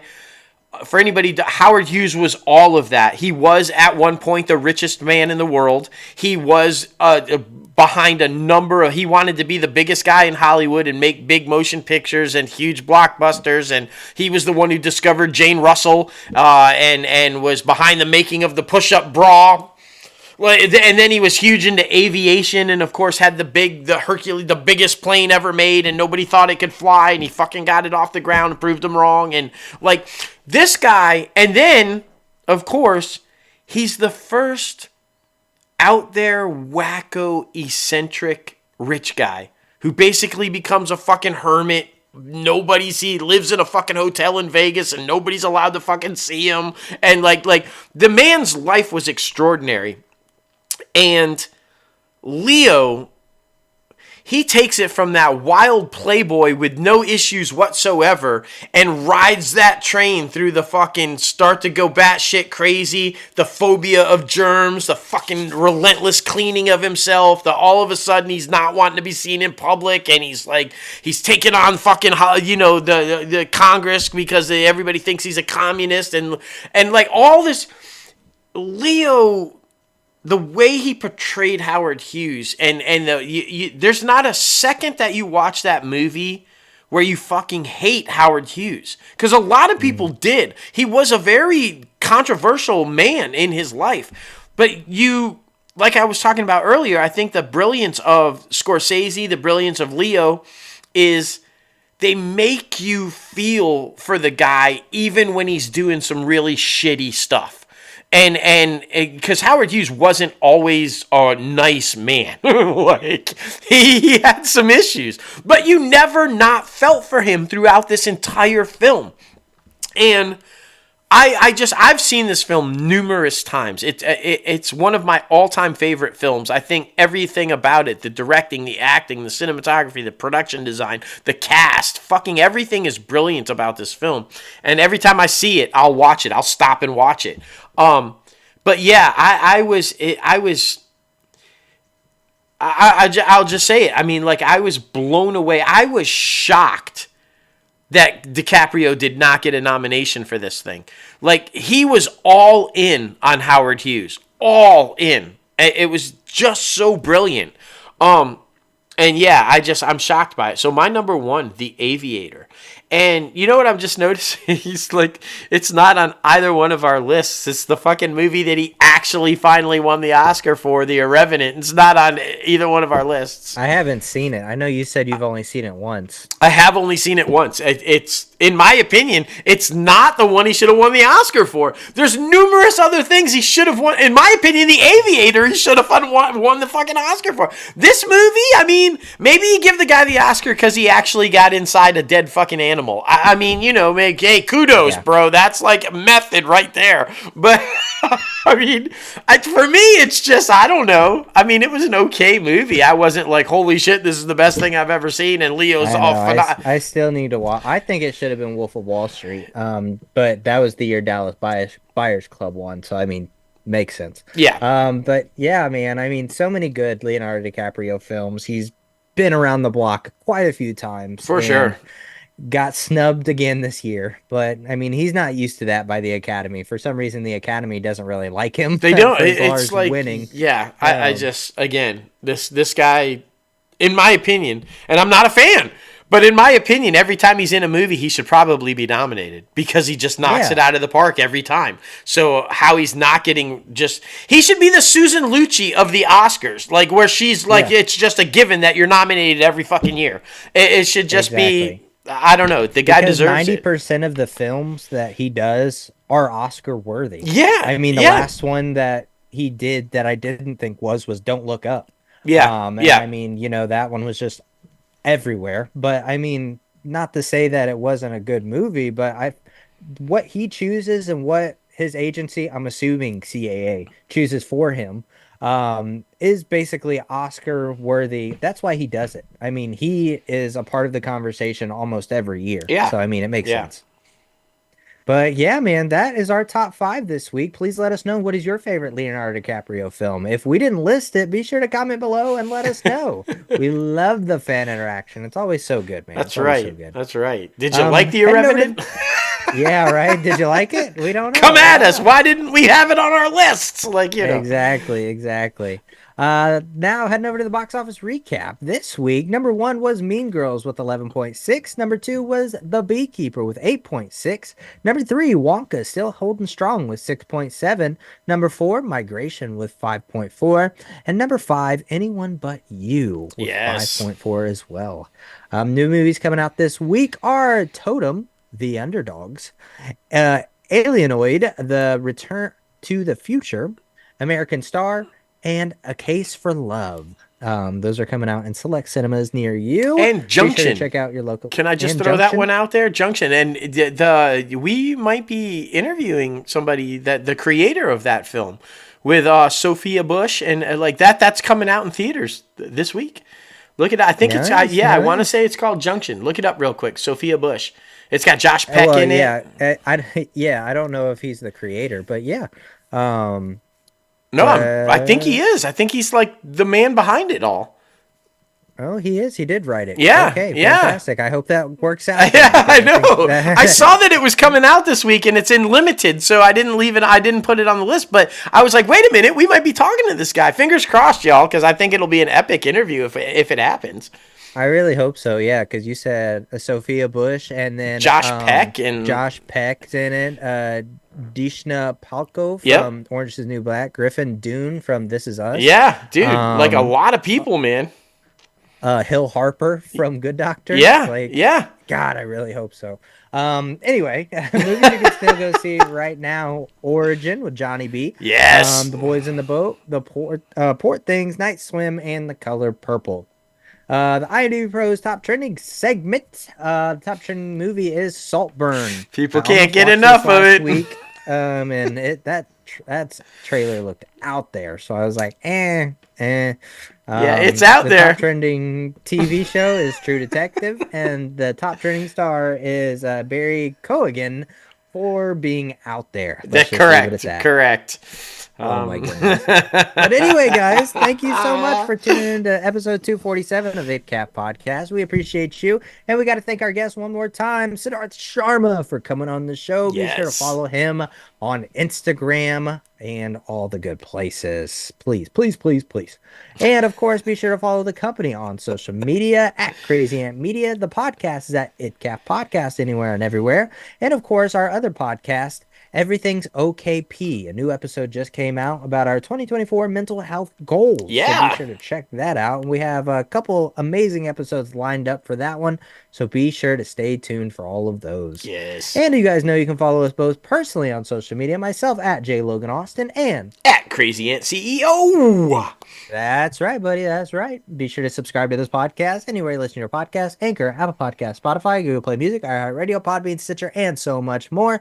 And be sure to visit our website with all of our merchandise. And remember, it's 20% off right now at www.crazyantmedia.com. Yes. But yeah, man, I'm super excited about Oscar season. Like I said, already started. I mean, I feel like this year probably I've seen the most that I have so far than previous years, before the nominations came out. So I would say I've probably seen around at least 50%, 60%, 60% of the films. So I'm excited about this year. Well, that's because for the first time in a few years, the majority of the films that were actually nominated were in the theaters and available to see.